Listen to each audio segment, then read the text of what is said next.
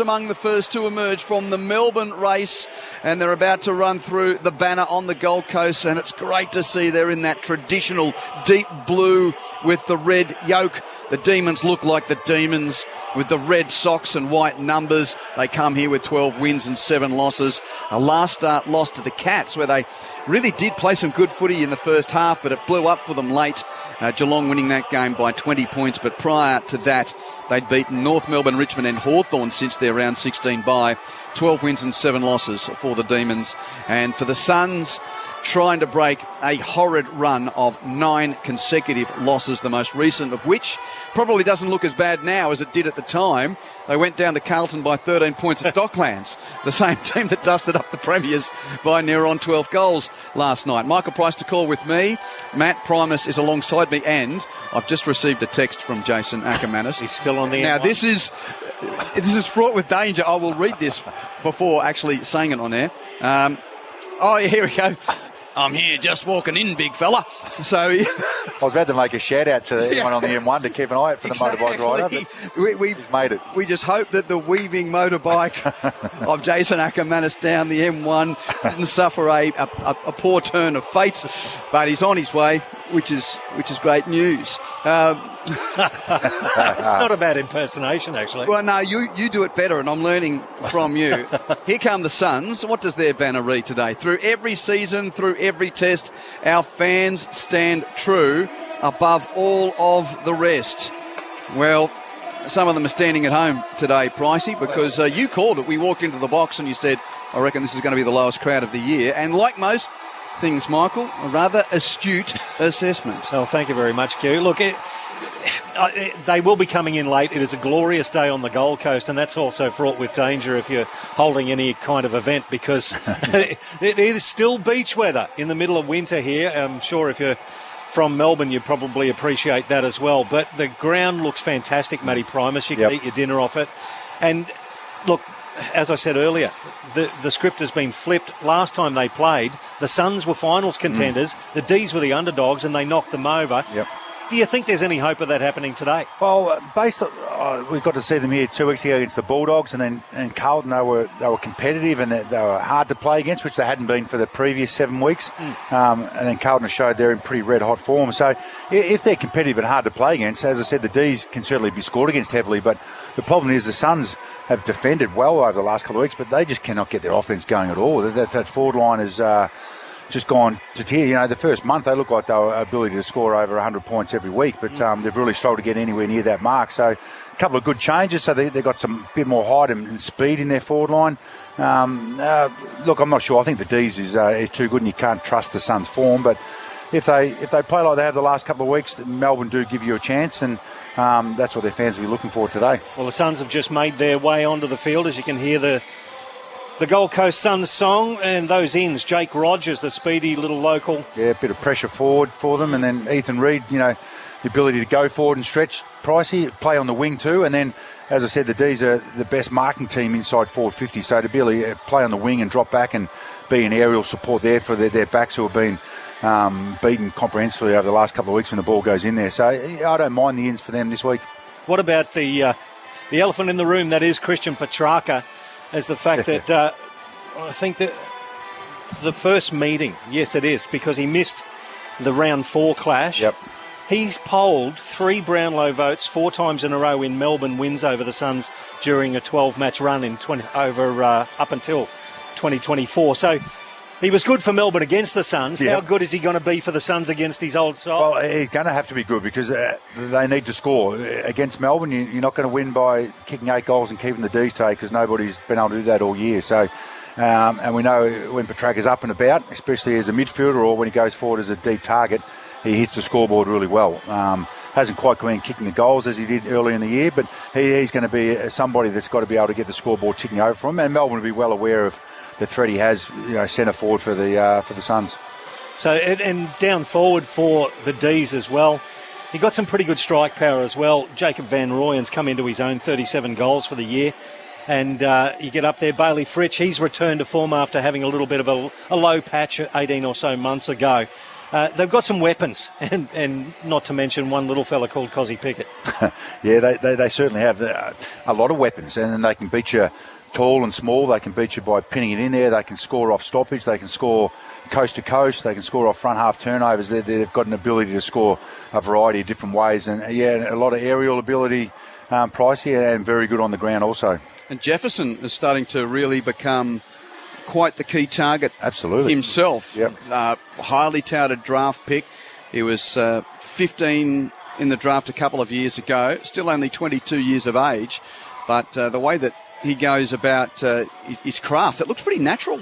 It looks very natural down there. It does. His ability to stretch the arms out and be a marking target, and they've unearthed, and Stephen King's been able to get quite a few guys playing some youngsters playing some really good form, and then some guys that you might have thought maybe a bit on the way out have actually had career best years for them. So they're reinvigorated, and they'd be loving coming up here today, getting out of Melbourne's winter and playing on a beautiful sunny day. And you mentioned Stephen King.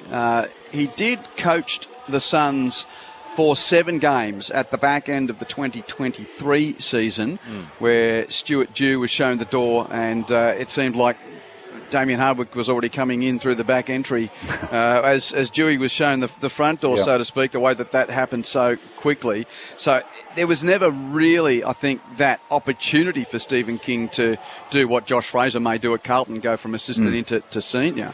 But he won 2 of the 7 games. I still get the sense, though, that the way that Damien Hardwick was offered the world and ushered in so quickly, for those that were around the group that made way, I don't think Stephen King would mind being in the visitors' coaches' box today and then walking downstairs a winner if that's the way that the afternoon transpired. Absolutely, yeah. I think there's a bit of that from the people that were around at that time, how it all was handled, and obviously Damien's record back 18 months ago, fair enough, go chase probably the best coach in the game at that stage. So, but you can go about it the right way, and I'm sure King would love to get one over the club today. The other King. Is it his last home game here at the Gold Coast Suns, Ben King? It certainly seems that way, doesn't it? It's it would make Hawthorn's forward line absolutely awesome if he gets down there, like many pundits have said. Yeah, well, normally these things, the longer they go on, it's a bit like from Brisbane, Zach Bailey. That has gone on and on and on, hasn't it? It was a couple of weeks ago he was going to sign, and that quite adds to the longer that does go on, obviously the more of a chance it looks like he's going to leave. Well, whether or not they're just waiting to the right time, but there is never really a right time. The system's just not great. I think we know that. Yep.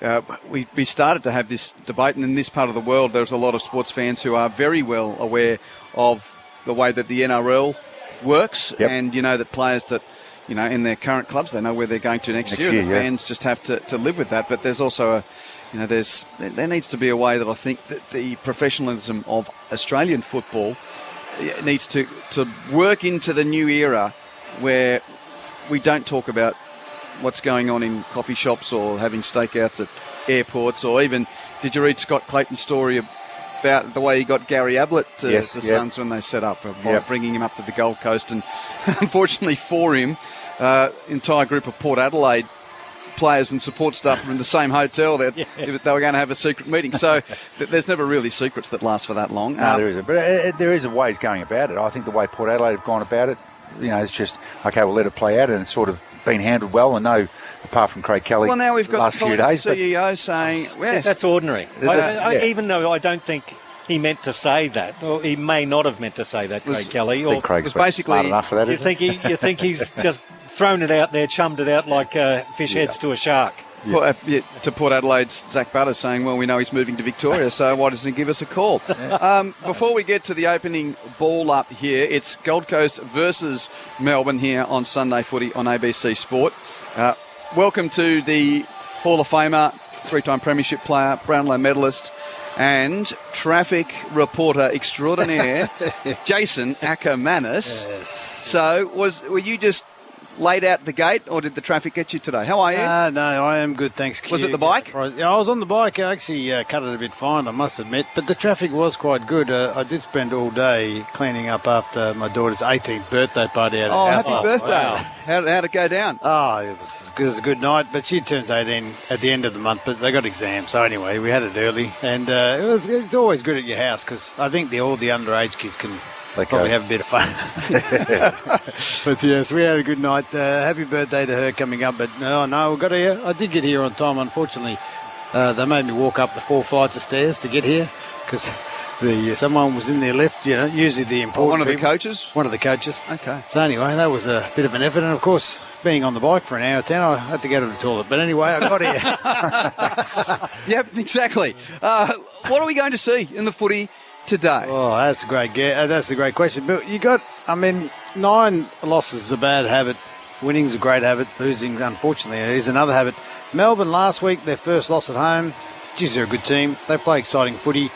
We don't know what Suns we're going to get, but they have got chock full of talent. They can turn it on in any given day, and I think we might see a fairly high-scoring affair, I think, today, because it's a cracking day. There's no rain or not much wind around, so these guys are going to take it and they're going to get it forward really quick, and it's going to be a lot of one-on-one battles in their forward line. So both defences are going to be, they're going to have their work cut out today. As much as for Melbourne, it's about continuing a great first year under Stephen King, and finals beyond expectations. But we like the theatre of the old champions playing against their old club. So and with Christian Petrarca and Leo Lombard finding themselves in the headlines at the back end of that loss to Carlton, we'll have a look at the number 3 for the Suns, who interestingly was runner-up to Max Gawn in the best and fairest last year. So he was, even though he was on his way out the door at the Demons, he was still such a valuable contributor to them last season, and of course was the best on ground in the grand final when they break the premiership drought by beating the Western Bulldogs. Yeah. He's some talent. Even to get him up here, people forget.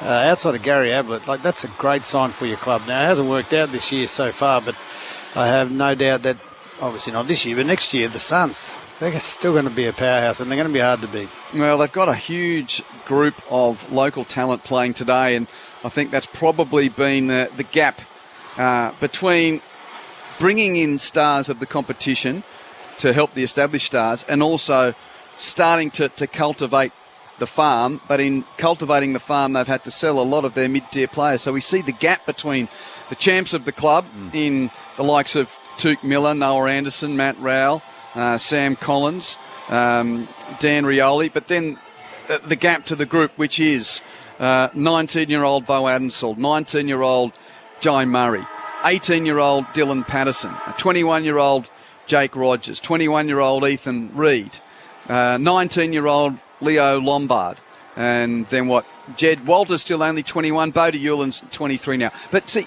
that's 8 locals in the starting line, which is unbelievably good. The club's doing some things right, but you can't put 6 seasons of AFL football into a group of 8 kids.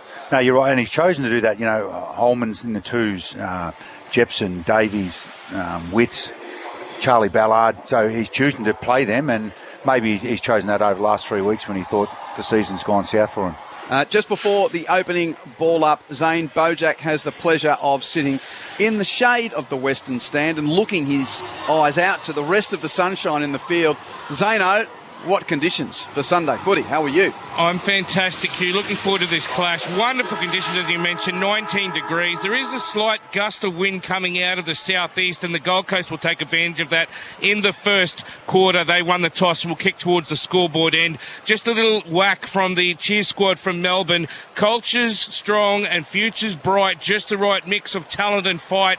Them fighting words right there compared to the Suns saying they got loyal fans and no one in the crowd today. Well, big stakes for those Demons, Zane. Does it mean more to them, and do they get the job done because of it, Matt? Who wins?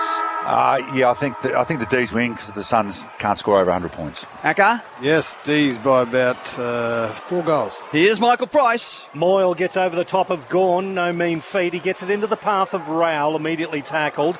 He spills it towards centre wing, and it's going to be a bit of a maul. And What a jump. Yep. Icy, Nod Moore, just knee right into Gawn's guts. He lets him know straight into it for a long day. Beautiful. I love it from the young I fella. love it when a ruckman gets passionate about his craft. They go again. Moyle slaps it down to the logo. Anderson gets there first. Onto the left foot, inside 50. It bounces awkwardly. Bowie, gets it for the Demons. The outside of the right boot tries to find Langdon. He gathered the ball, was tackled into the ground. Well done by Murray. He extracted it now. The Suns have intercepted on the arc. It gets put in there by Lombard. Beautiful pass. Found Ben King on the lead. The one-dimensional Ben King. Just lead mark, kick a goal. That is, as the music men once said. It's 15 metres out tight angle. Tony Lockett did that 1,360 times. Lead mark, kick goal. He didn't always lead, too. Yeah. This guy does lead, and he is so sharp. He's been deadly this year. 51-22 for the year, in fact, Akka. Very tight angle from the right forward pocket. Ben King opens it up for the Gold Coast Suns. Early doors, they lead by a goal here at Carrara, and they all get around him as well.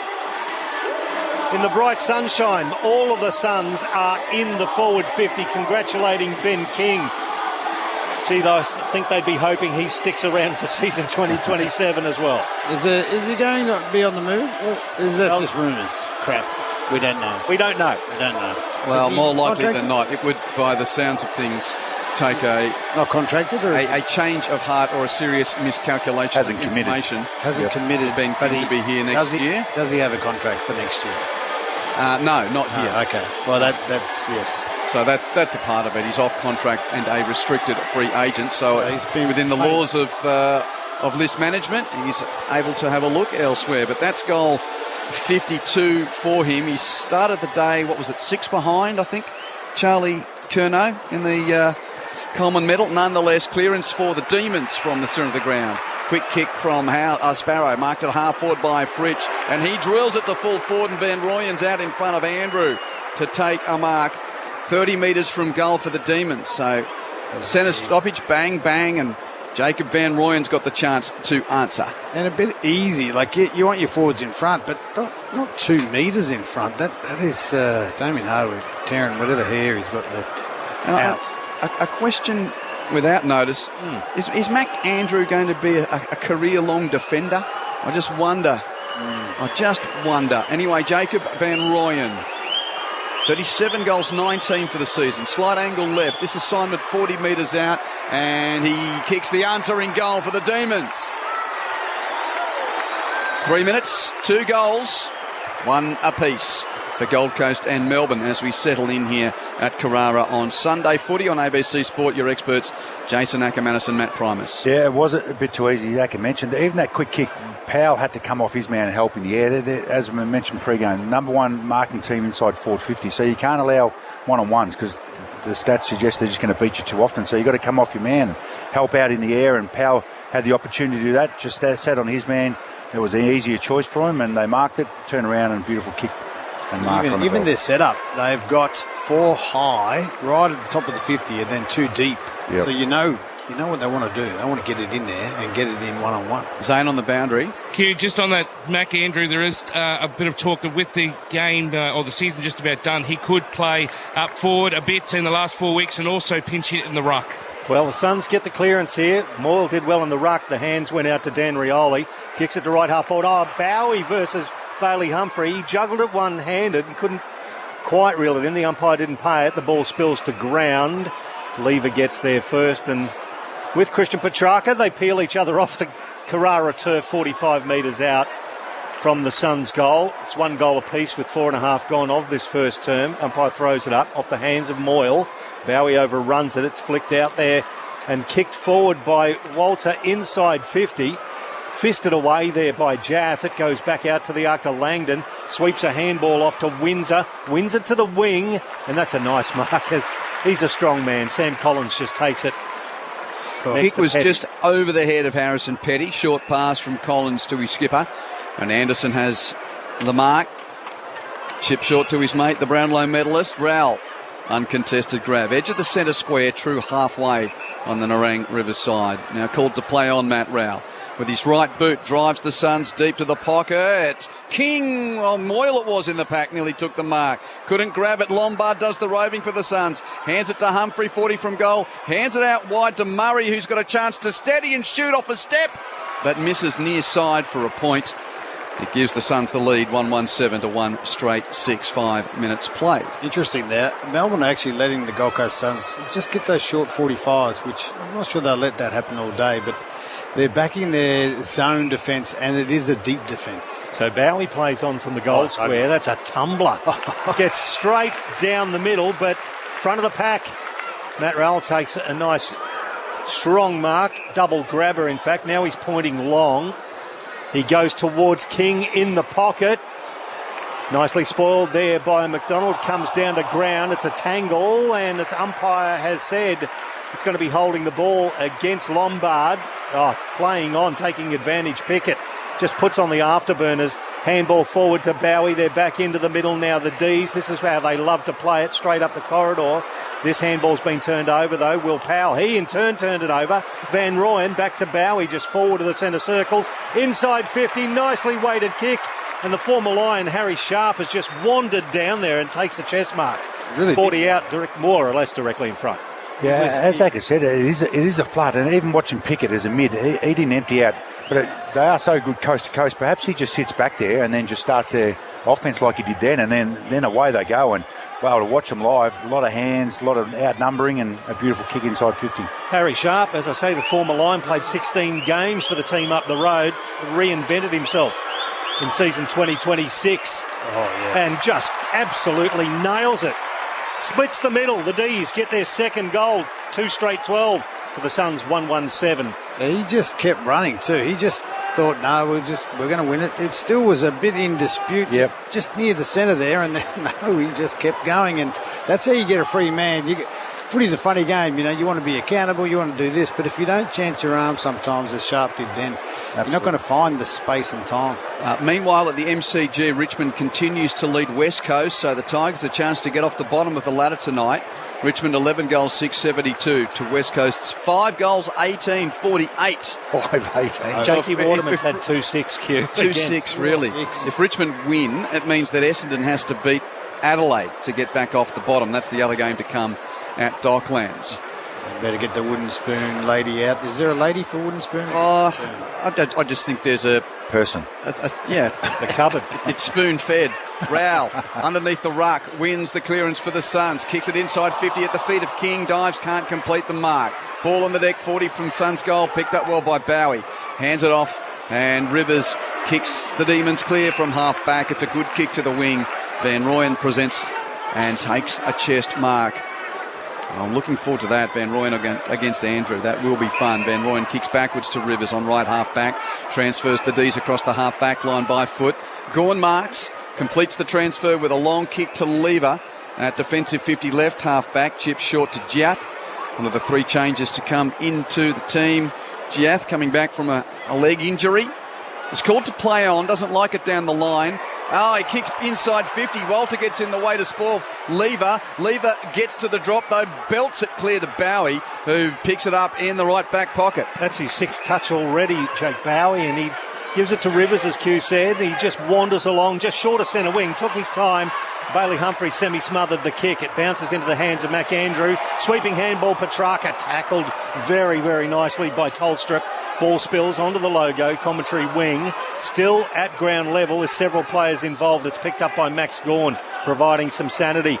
Gives it over to Fitzgerald, now through hands. Sparrow just puts it into the path of Fritsch, who reached out and gathered it on the arc of 50 at right half forward. Now, he's held up there by Bodie Hewland, who stands the mark.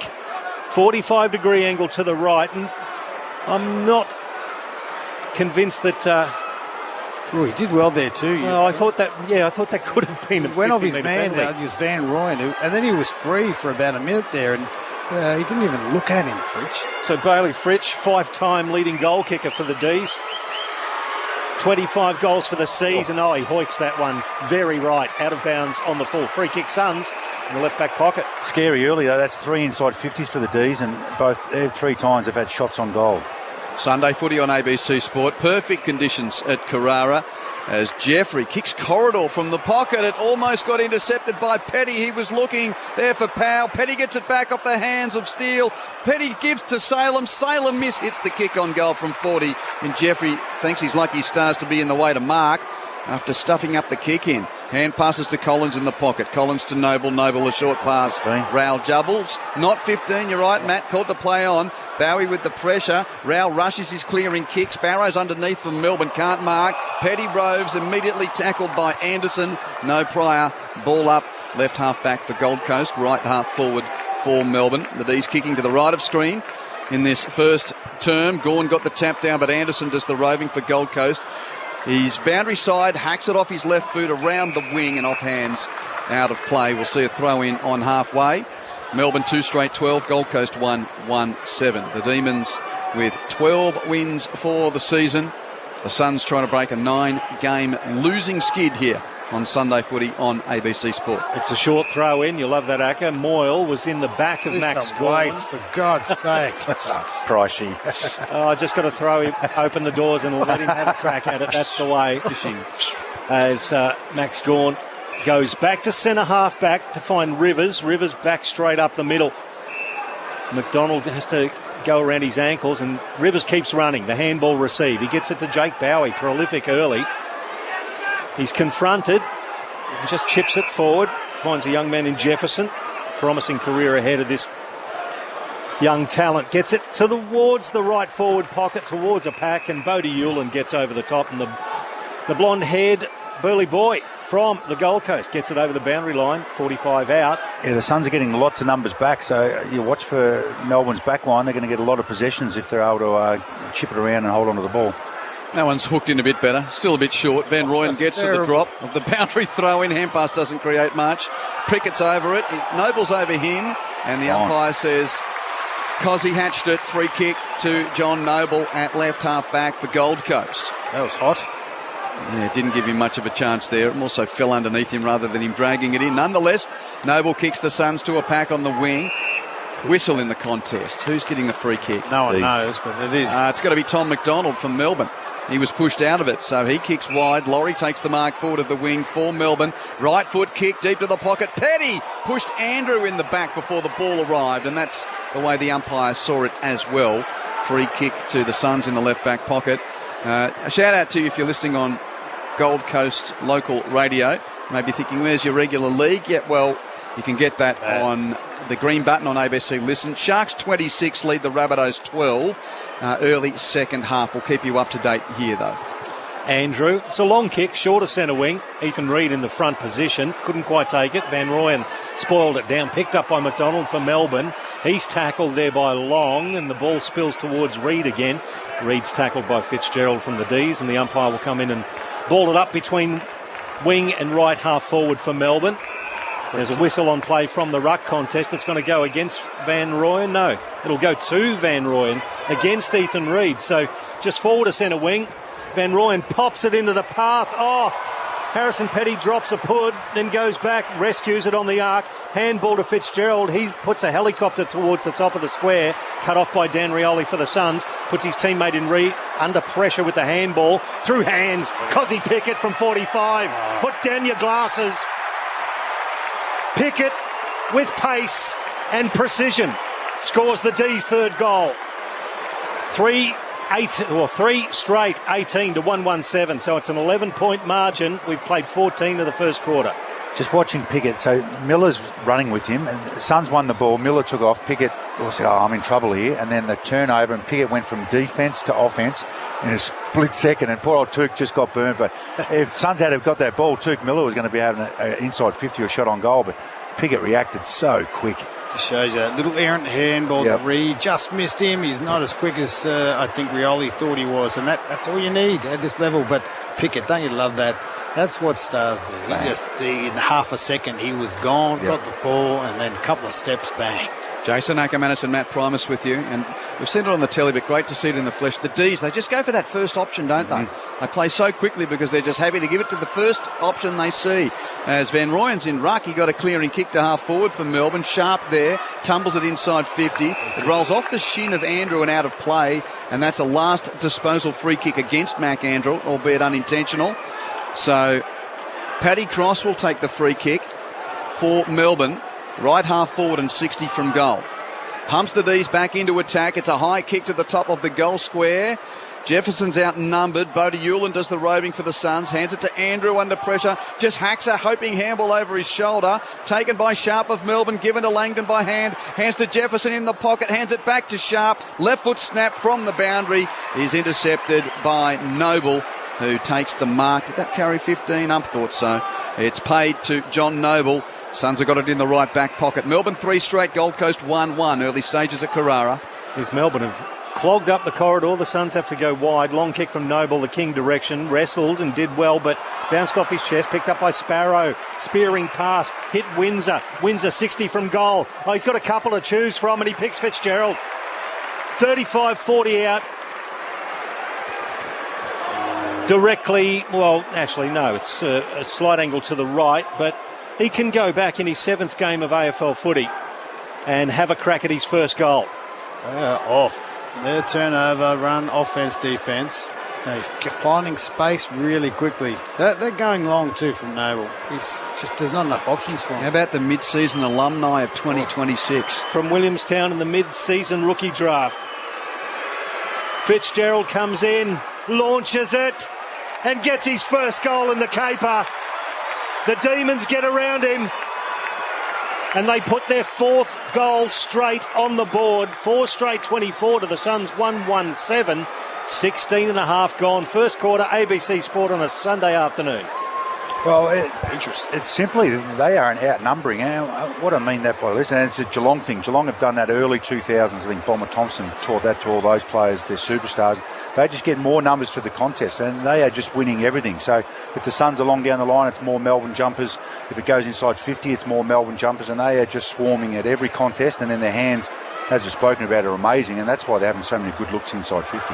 What a day to kick your first goal. I mean, imagine a couple of months ago telling this bloke, by the way, you're going to be playing league footy and you'll kick your first goal for a team headed for the finals at Carrara on a Sunday afternoon. It's a long way from Williamstown. We were playing against them at Williamstown a month ago, no, 6 weeks ago, wet and windy in Williamstown on the bay, and now he's playing at the MCG in front of 60,000, 70,000. And he gets the clearance off the Gawn tap. Gawn hand pass to Fitzgerald, kicks the D's back inside 50. Fritsch underneath it, pressured off the ball.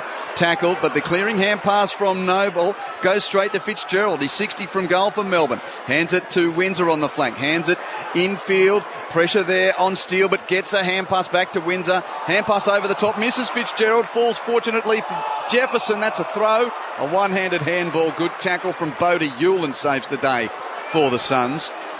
And they are under the pump at the moment, the locals. Hewland short pass to Miller, who hand passes to Noble.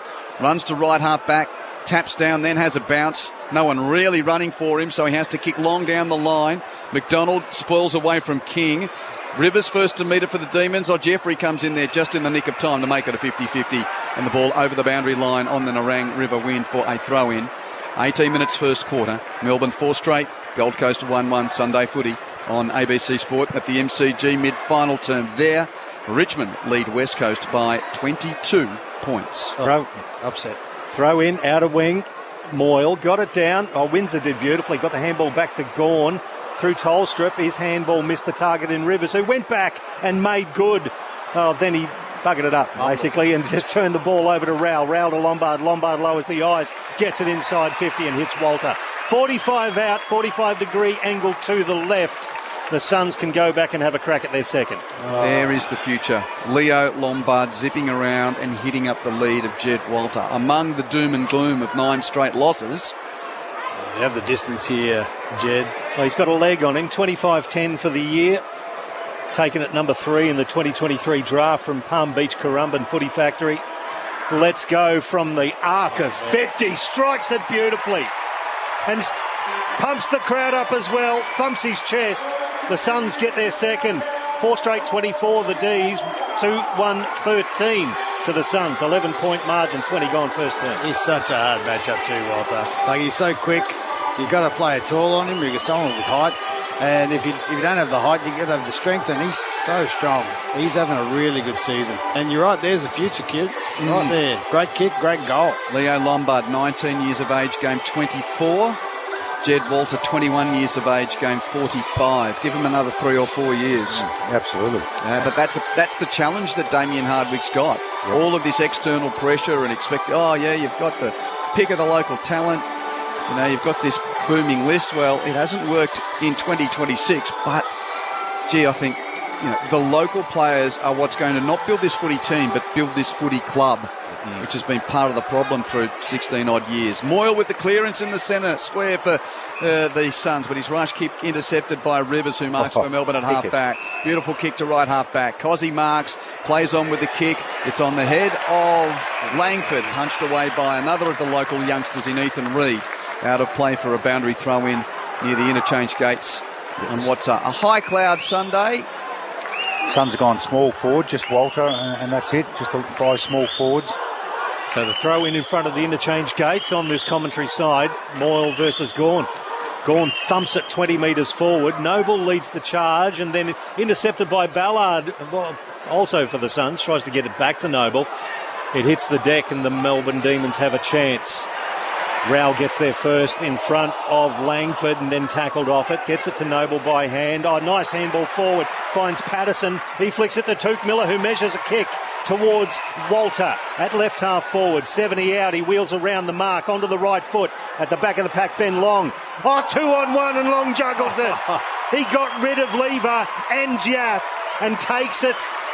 Very tight angle to the left in the left forward pocket, Ben Long. Oh, talk about protecting the drop zone. Lever had the run, looked like he was just going to spoil that, and he's just done everything you would want to do. We just held off Jaff and then just fell down and got the chest mark. He's only about 25 out, looking inboard, curling it around with the right foot and doing it superbly.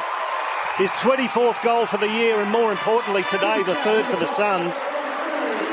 They reduced the margin to 5 points. The Demons 4 straight 24. Suns 3-1-19. Speaking of reducing margins, West Coast's kicked another goal. So they're 10 behind. 10 points behind. Richmond 11-10, 76. West Coast 8-18, 66. Kicking goals, Q. Funny what happens when you kick goals. Finally kicking straight. But I like how the Suns went quick then. They've got a forward line here. There's a lot of speed down there. As I said, only one tall with Walter. So get it in nice and quick and make Melbourne just rotated Lever off them, so they realised they were too tall, but put their defence, who can certainly concede goals as they've shown all year, put them under the pump. 24 goals now for the campaign for Ben Long, trying to reach that high mark of 45 of last year. It was an exceptional year for him. He's had a few misdemeanours here and there, though, this year, Ben Long, among the inconsistency of his team. Well, Moyle jumped.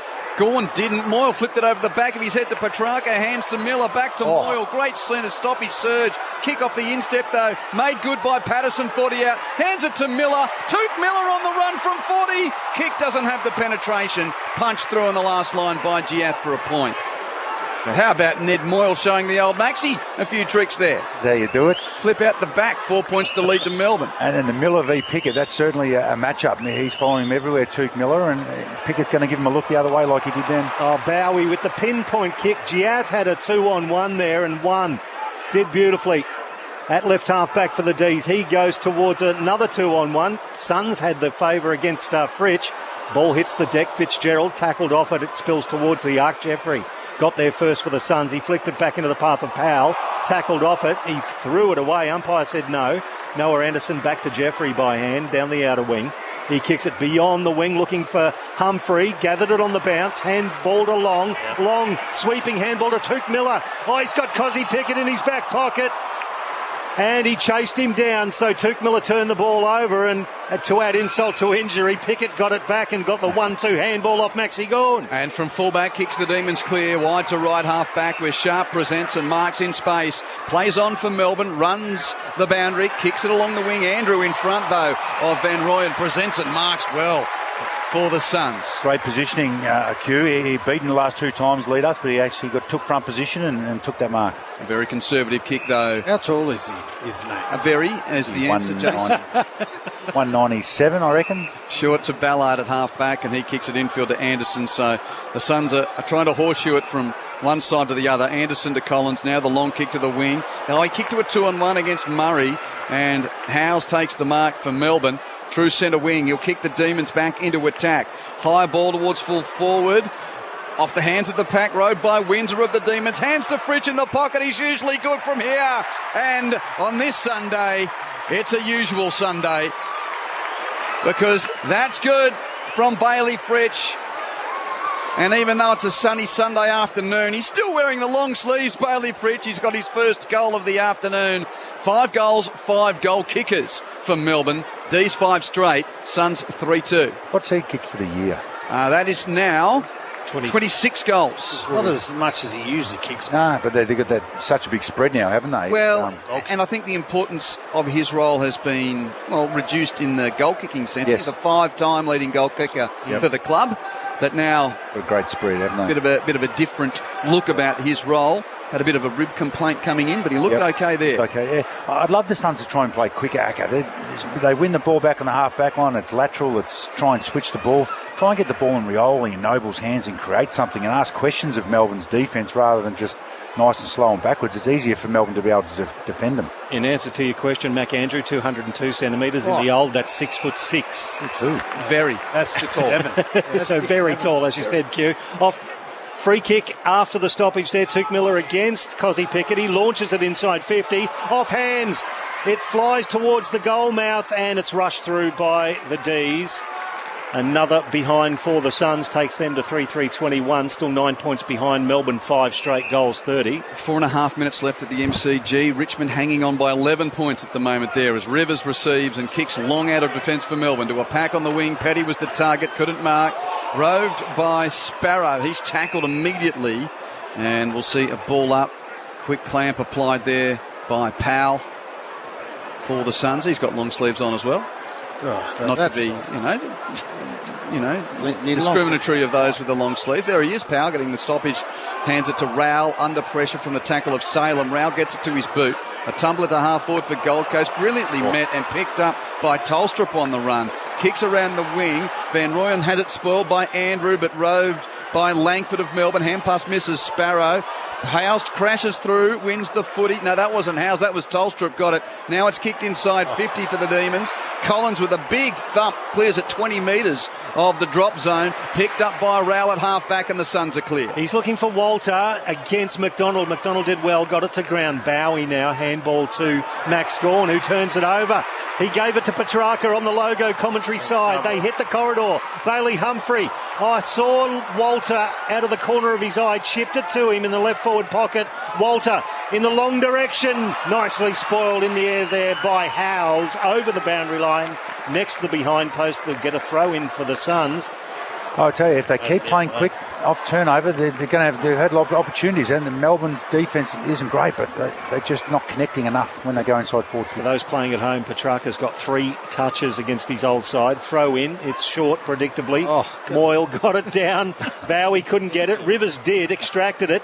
The kick favoured Reid, but that was beautifully done there in the end by Steele, who tapped it back to Langford. He gave the handball backwards to Bower. He kicks it. Van Rooyen takes a ripping mark over the top of Jeffrey on the wing. As runners, hand passes infield to Langdon, who hands it to Salem.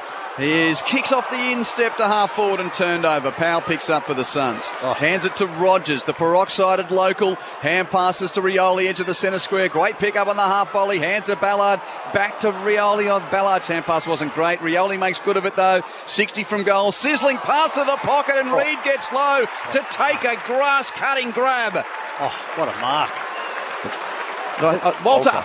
Walter, yeah. What did I say? Reid. They're both from the same joint. I'll get that mentally The big rewired. That's an amazing It's a Palm mark. Beach Currumbin thing. Yes, it is. Walter taking the mark in the pocket. Just that turnover from Salem. He's kicked a couple of stinkers today, hasn't he? That was horrible. That has set all this play up, sequenced it down.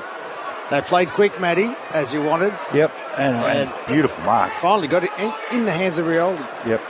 So Jed Walter already has one goal this afternoon. 45 degrees to the right, 45 metres out. Make it 2 for Big Jed.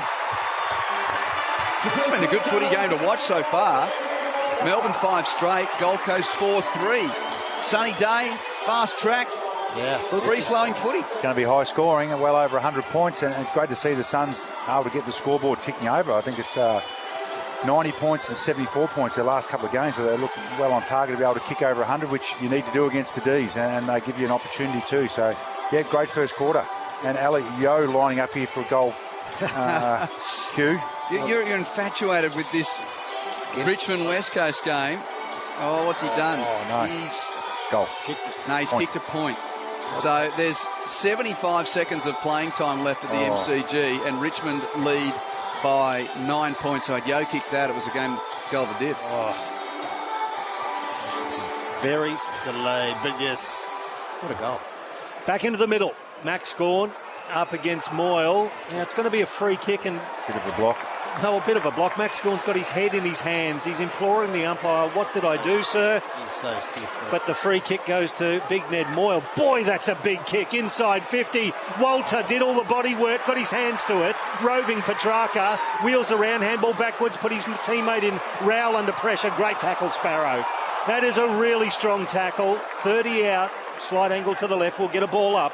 And the Tigers have rushed it down the ground from the kick in, and Sam Lawler's kicked a goal for Richmond, so they're home. Take that. I'll give you the final score at the MCG shortly. And umpire throws it up. Gawn spears it back towards the arc. Charlie Ballard gets there first. He's tackled into the ground by Jefferson, and umpire will throw it up on the logo on the 45-degree angle of the 50-metre arc. Yeah, it's what Max Gawn did against the Hawks a few weeks ago. Just smash it forward and get the momentum going Melbourne's way, and it worked pretty effectively against the Hawks. Moyle palms down for Rowell, who's tackled by Gawn. Got a hand pass towards full forward, though. No one can create in the That was chop. that wet game, wasn't it? Was that that game? Yeah, good question. I'm not sure if it was down in Tassie, so probably. Okay. Melbourne by 3 points again. Moyle got first hand over Gawn. He's having a good day in that regard, but Bowie rose and tackled immediately. I did say it might be high scoring. So far, so good. Another stoppage. And Siren beats the running shot on goal from Christian Petrarca, which won't count. It was a point anyway. So that ends the first term at Carrara, and the Demons lead by 3 points. Melbourne 5 straight 30 to Gold Coast's 4-3-27. For Melbourne, goals to Van Rooyen, Sharp, Fritsch, Pickett and Fitzgerald. His first goal in league footy. And for Gold Coast, Jed Walters got 2. Ben King and Ben Long, the other goal kickers. Melbourne 5 straight 30. Gold Coast 4-3-27, sorry. Have we got to full time at the MCG? Oh, there's 4 seconds left there on the clock. Richmond 12-12-84, lead West Coast 9-19-73. So the Tigers are going to get off the bottom of the ladder. Waterman 2-6. Were they off the bottom? Harley Reid kicked 3 points without kicking a goal. Same points, or are they a game ahead of West Coast? Are they? No, West Coast have got more wins. They've got 4 wins. This will be Richmond's third, I fancy. Sorry, Essendon. And Essendon's percentage is superior to Richmond, so they needed to get a third win to get ahead of Essendon. Yep. And if Essendon beat Adelaide later today, they'll go back ahead of them. Richmond, because Essendon's percentage is about 65 compared to Richmond's 63. So, final siren now at the MCG. 11 points the winning margin for the Tigers. Their third win of the season. Richmond 12-12-84 to West Coast's 9-19-73. Lawler with 3 goals. Tommy Lynch kicked 2 goals for. 2 goals for Ralph Smith as well. And Taranto led the Tigers with 32 disposals. 34 for Herbert, 34 for Harley Reid for West Coast. But Richmond winning it by 11 points there. Here, as mentioned, Melbourne by 3 at 3/4 time, and around the grounds in the NRL. Cronulla Sutherland taking on South Sydney in the first game of the day, and that's hit full time. The Sharks have continued their good vein of form. They've now won 9 of their last 10, Cronulla. They've beaten South Sydney by 32 points to 16, and to come, the West's Tigers take on the Parramatta Eels. All this on Sunday Footy on ABC Sport. What's really in the food we're eating? A lot of the labels are not true. A major Australian food investigation yields shocking results. Duped, a 2-part special from Four Corners. Streaming now on ABC iView. This is the 2026 AFL Premiership season with ABC Sport. Suns have intercepted on the arc. It gets put in there by Lombard. Beautiful pass. Found Ben King on the lead. Very tight angle from the right forward pocket. Ben King opens it up for the Gold Coast Suns. Early doors, they lead by a goal here at Carrara, and they all get around him as well. Marked at half forward by Fridge, and he drills it to full forward, and Ben Royan's out in front of Andrew to take a mark. 37 goals, 19 for the season. Slight angle left. This assignment 40 metres out, and he kicks the answering goal for the Demons. Under pressure with the handball, through hands, Cozzy Pickett from 45. Put down your glasses. Pickett with pace and precision scores the D's third goal. Wins a 60 from goal. Oh, he's got a couple to choose from, and he picks Fitzgerald. Fitzgerald comes in, launches it, and gets his first goal in the caper. The Demons get around him, and they put their fourth goal straight on the board. Row to Lombard. Lombard lowers the eyes, gets it inside 50 and hits Walter. 45 out, 45-degree angle to the left. Let's go from the arc of 50. Strikes it beautifully. At the back of the pack, Ben Long. Oh, 2-on-1, and Long juggles it. He got rid of Lever and Jab and takes it. He's only about 25 out, looking inboard, curling it around with the right foot and doing it superbly.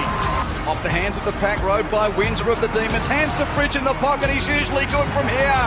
And on this Sunday, it's a usual Sunday because that's good from Bailey Fridge. 60 from goal. Sizzling pass to the pocket, and Reid gets low to take a grass-cutting grab. Oh, what a mark. Already has one goal this afternoon. 45 degrees to the right. 45 metres out. Make it 2 for Big Jed. The AFL on ABC Sport. On radio. ABC Sport Digital Radio. And ABC Listen. Sun is shining at Carrara and the footy is fizzing around. Welcome back. It's been a 9-goal opening term, of which Melbourne kicked 5, Gold Coast 4. Demons lead by 3 points at 5 straight to 4-3. My name's Quentin Hull. I'm calling with Michael Price. Your experts, Matt Primus and Jason Ackermanis, saying Bojak's down on the boundary. Hasn't had much to do this first quarter, Zano, but we know you're there, keeping an eye on the benches. There hasn't been too many injuries, which is good news. You're welcome to send us a message, by the way, on the SMS. 0437 774 774 is the number to get in touch. 0437 774 774. Please send us your name and where you are texting from. Well, Matt, Jace, we were hoping sun out, dry track, aggressive tactics from two pretty quick-running teams that we'd get this quarter, and we got it. Will it keep going? Oh, it'll keep going from Melbourne's perspective, no doubt about it. It's like play, isn't it? Yeah, absolutely, Acco. It's like whatever team can win the centre bounce or win the midfield turnover battle just goes inside 50 and scores. Both teams 15 inside 50, so on track for 60 each, which means we're going to have lots of goals or lots of shots on goal. So hopefully it continues. The Suns started well the first couple of minutes, then sort of fell away, and then the last 10 they got back on top, and they looked like they were pretty potent forward of the ball, as Pricey mentioned. King spent the first 10 minutes playing forward, then came off when they went small and didn't come back on, but he started on, Pricey, so we'll see if that trend continues in the second quarter. I will say before we start the second quarter that in that second part of the quarter, I thought the Suns' tackling and defence got a lot better, and that's really what set up their ability to get back in the game. So we're back into the middle of Carrara. Gawn got it down. It was taken by Rowell. Oh, he did beautifully to get a boot to it. It landed in the arms of Moyle. He gave it by hand to Reid. Reid back into the corridor. Miller, sweeping handball off to Patterson, who has a flying shot. It gets to the line. Walter flies, and off hands. It's rushed through for one behind. Brilliant effort from the young man. Didn't quite pay off. 30 plays 28. The D's lead by a couple of points. It's a fascinating watch, this Miller Pickett. He's given them lots of good looks, Miller inside 50, and Pickett refuses to go anywhere near him. But then as soon as Melbourne win it, Tuke's got to stream back and try and find him. But well, kick-in has turned over at half-back for Melbourne. Jeffrey's got it for the Suns, kicks it back to full forward. Well, Lever flew, got a big piece, couldn't mark, but cleans up his own crumb. Hands it to Pickett. Cute outside of the boot, kick to the top of the goal mouth, dangerous. Fitzgerald had a fumble. Suns ball, Lombard snaps and kicks the goal and puts the Suns in front. A little too cute from Cozzy there. not even accurate try that. A check side from the goal square with pressure, Acker. I've got a left foot. And Leo Lombard with his first goal of the afternoon. And the Suns, for the first time since kicking basically the first goal of the game, they're back in front. Gold Coast 5-4-34, lead the Demons 5 straight. That was a poor kick, but the pressure is up, and the Gold Coast are up for it. They outnumbered them on the far side there as well, in that contest from Petrarca, just to get that ball turned over. Then they've got options aplenty.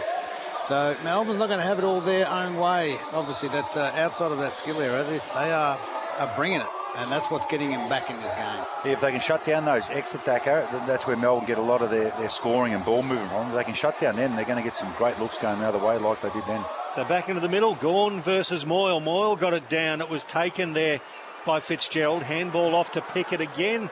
Tries to little chip pass. It goes to Fitzgerald. He gives it to the run of Bowie. Bowie inside 50. Beautiful kick. Petty spoiled. Ball hits the deck. Langdon. Has he kicked that? No. I thought he, outside of the right boot from the right forward pocket, it just sailed so slowly towards the goalpost and went to the right. The one behind. How to kick drop punts, these guys. No, 34 plays 31. The Suns lead by 3 points. They choose otherwise, Jason. Noble kicks to Collins, hands it back to Noble at run on. Better. Kicks to Rioli, hands it back to Noble. Hold on, that looks like the way the Suns used to move the ball out of defence. Noble kicks it to Walter, marks a kick and a half from goal, mishits the kick inside 50. It's a sack. Gawn overruns it. Cleaned up though by Tolstrup of Melbourne. Hand passes to Lever. Lever kicks to the wing. It's coming back the other way as Langford marks. Kicks to Petty. Half forward, 60 from goal. Chips it to attacking 50 for Windsor. Takes the mark and holds up. Boy, I tell you what, you don't want to have weak neck muscles today because there'll be some whiplash looking at going from left to right. It's almost like you're sitting on the side post at Wimbledon. Seeing the ball go phew, one way, phew, the next. Yes, it's coming back just as quick. A poor press from Rioli then. He pressed and he couldn't impact the ball at all and just sped Melbourne's ball moving up and just need to sit back, and that's why they had an easy inside 50. He's one of these Larry boots too. Have a look at him. Yellowy green boots, one of the raft of top picks that the D's have been able to stockpile over the last few years. He was pick 7 in 2023, Caleb Windsor. 51 metres out, right foot drop punt. No matter the colour, Jason, but it looks like that. The D's will let him wear anything he wants on his feet. That's a great finish from Caleb Windsor. And Melbourne return to the lead. 6-1, 37 to 5-4, 34. If you've just tuned in, that final score at the MCG. Richmond won by 11 points. 12-12, 84 to West Coast 9-19, 73. Just some fundamentals, Acker. Walter King had his man dead out the back. Walter just kicked a drop punt over the back, and King would have marked that ball and had a shot from 25 out, but kicked a floater in there, and Melbourne on the rebound just got the Suns caught napping. But on the counter, just a poor skill error. Cost them a goal. Well, unlike the earlier game, it's been 4 shots apiece, believe it or not, for both teams, and they've both been 4-0. So they've not missed their set shots, even the long ones. I mean, that was a mile out. Third most accurate team, the D's in the comp, and they're certainly showing it today. 4 straight. So 9 scoring shots to 7 in favour of the Suns. The D's lead it by 3 points, though they'll win this centre ball up clearance. That comes back to Pickett from the hands of Sparrow. He wheels around back onto his left foot, but uses his right, if you can imagine that. He hits his target in Rivers. Rivers inside 50. He spots a free target and gathers it towards Jefferson, who takes... No, it's Langford who's actually gone all the way down inside 50 and takes the mark 45 out, but he's on a very, very tight angle to the left. We're right behind it. Sorry, Patterson just caught napping then as the half forward. He allowed his opponent to get goal side of him, and he kicked the ball inside 50. The young fellow wasn't alert.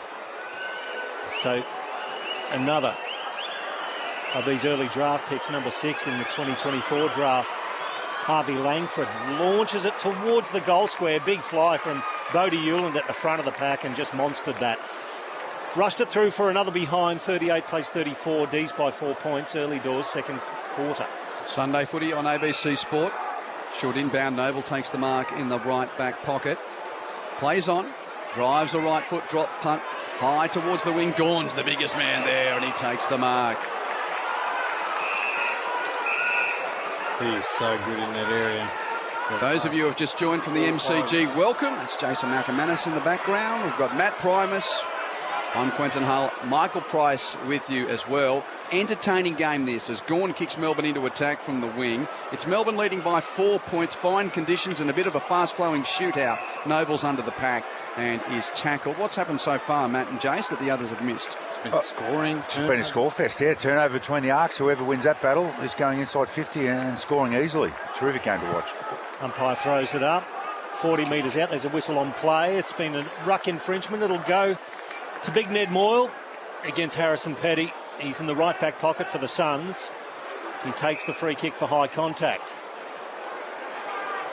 Play on, called by the umpire. So Moyle skies it just short of centre wing through the hands of both Ben King and Max Gawn. At the back of the pack, Sparrow tried to go through them all, tackled. Well done, Ben King, who stripped him of the ball and won the free kick. He had nobody standing the mark. He still decides to go a little backwards and centrally to find Will Powell. Now Powell beyond centre wing, measures a kick. That's a lovely pass. Nicely taken by one of the young players, one of the academy kids coming into the Gold Coast in Bo Adensel from the Burleigh club. There's several of them involved. He goes to the left of the mark and then has to go right. Fitzgerald put good pressure on there and he curled it around. Mark taken in left back pocket by the man who was just down in the forward line a little earlier, Harvey Langford.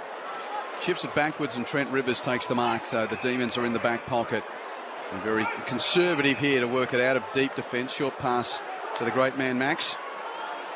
Gawn with his right boot kicks it to McDonald and no pressure whatsoever. The Suns are sort of cleared out of D50 waiting for this kick down the line. Petty the target, Collins spoils, but it's roved by the Demons. Lovely left-handed hand pass from Windsor, links with Steele. Still at half-forward, kicks into attack. Fritsch the target, couldn't mark, spoiled by Hewlin. Bodie goes back after it, he's wrapped up, got a handball clear. Petty makes the tackle on Adamsel, and a ball up is the result. Left forward pocket for Melbourne. About 40 from the goal.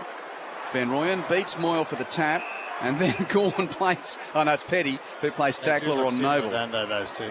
Sorry? They do look similar. No, Jace, you're being baldest. I just got that wrong.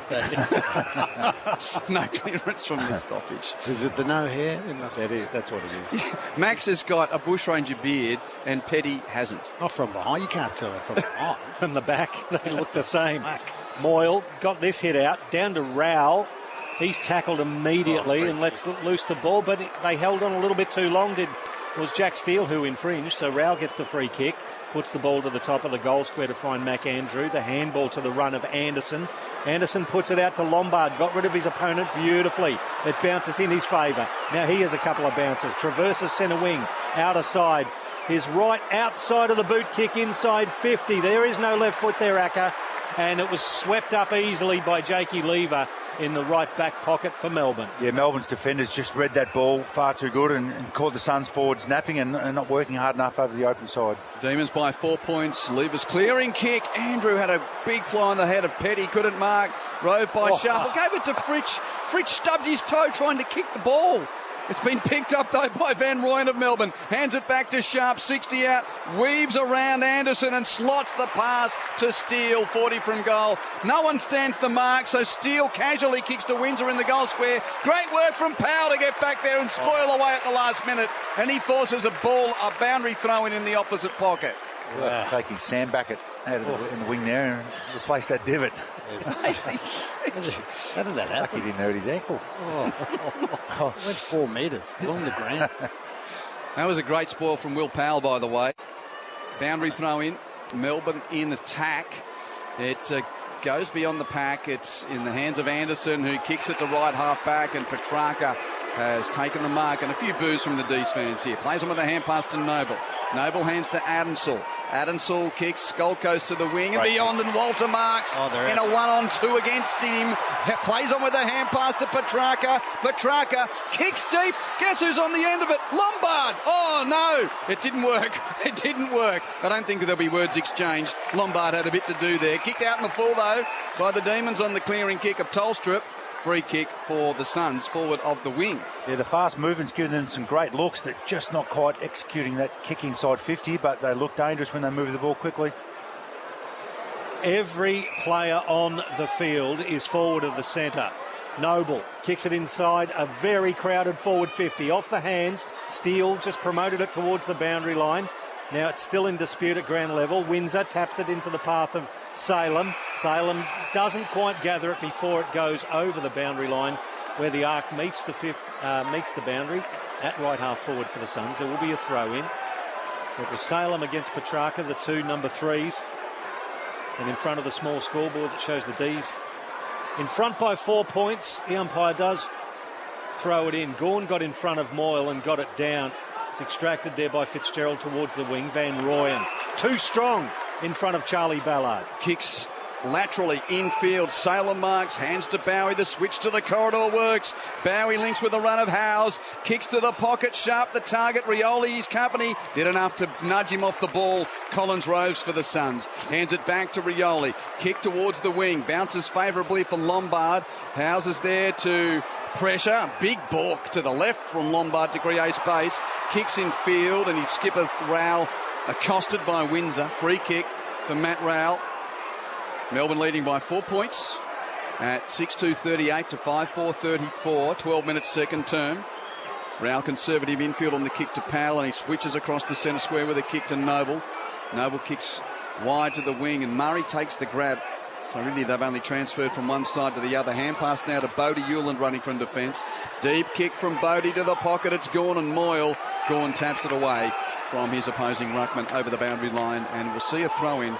Left back pocket for Melbourne. Right forward pocket for Gold Coast. Demons 6:2:38. Suns 5:4:34. Sunday footy on ABC Sport. They have better options going inside here, Gold Coast. They've just got to find them. That couple of kicks in have been pretty poor. There's the throw in the forward pocket. Moyle got it down to Humphrey. Humphrey tackled into the ground immediately. No prior opportunity. Umpire will throw it up about 30 metres out. And again, it's a very crowded forward 50 for the Suns. Moyle got it down. It was well done by Langford. Got the handball backwards. It's just hacked out of there towards centre wing, and Harrison Petty fisted it down towards the boundary line. Noble was... he was over the ball, but it came off an errant Melbourne boot, and I think it was Tolstrup, poor fella, standing on the boundary.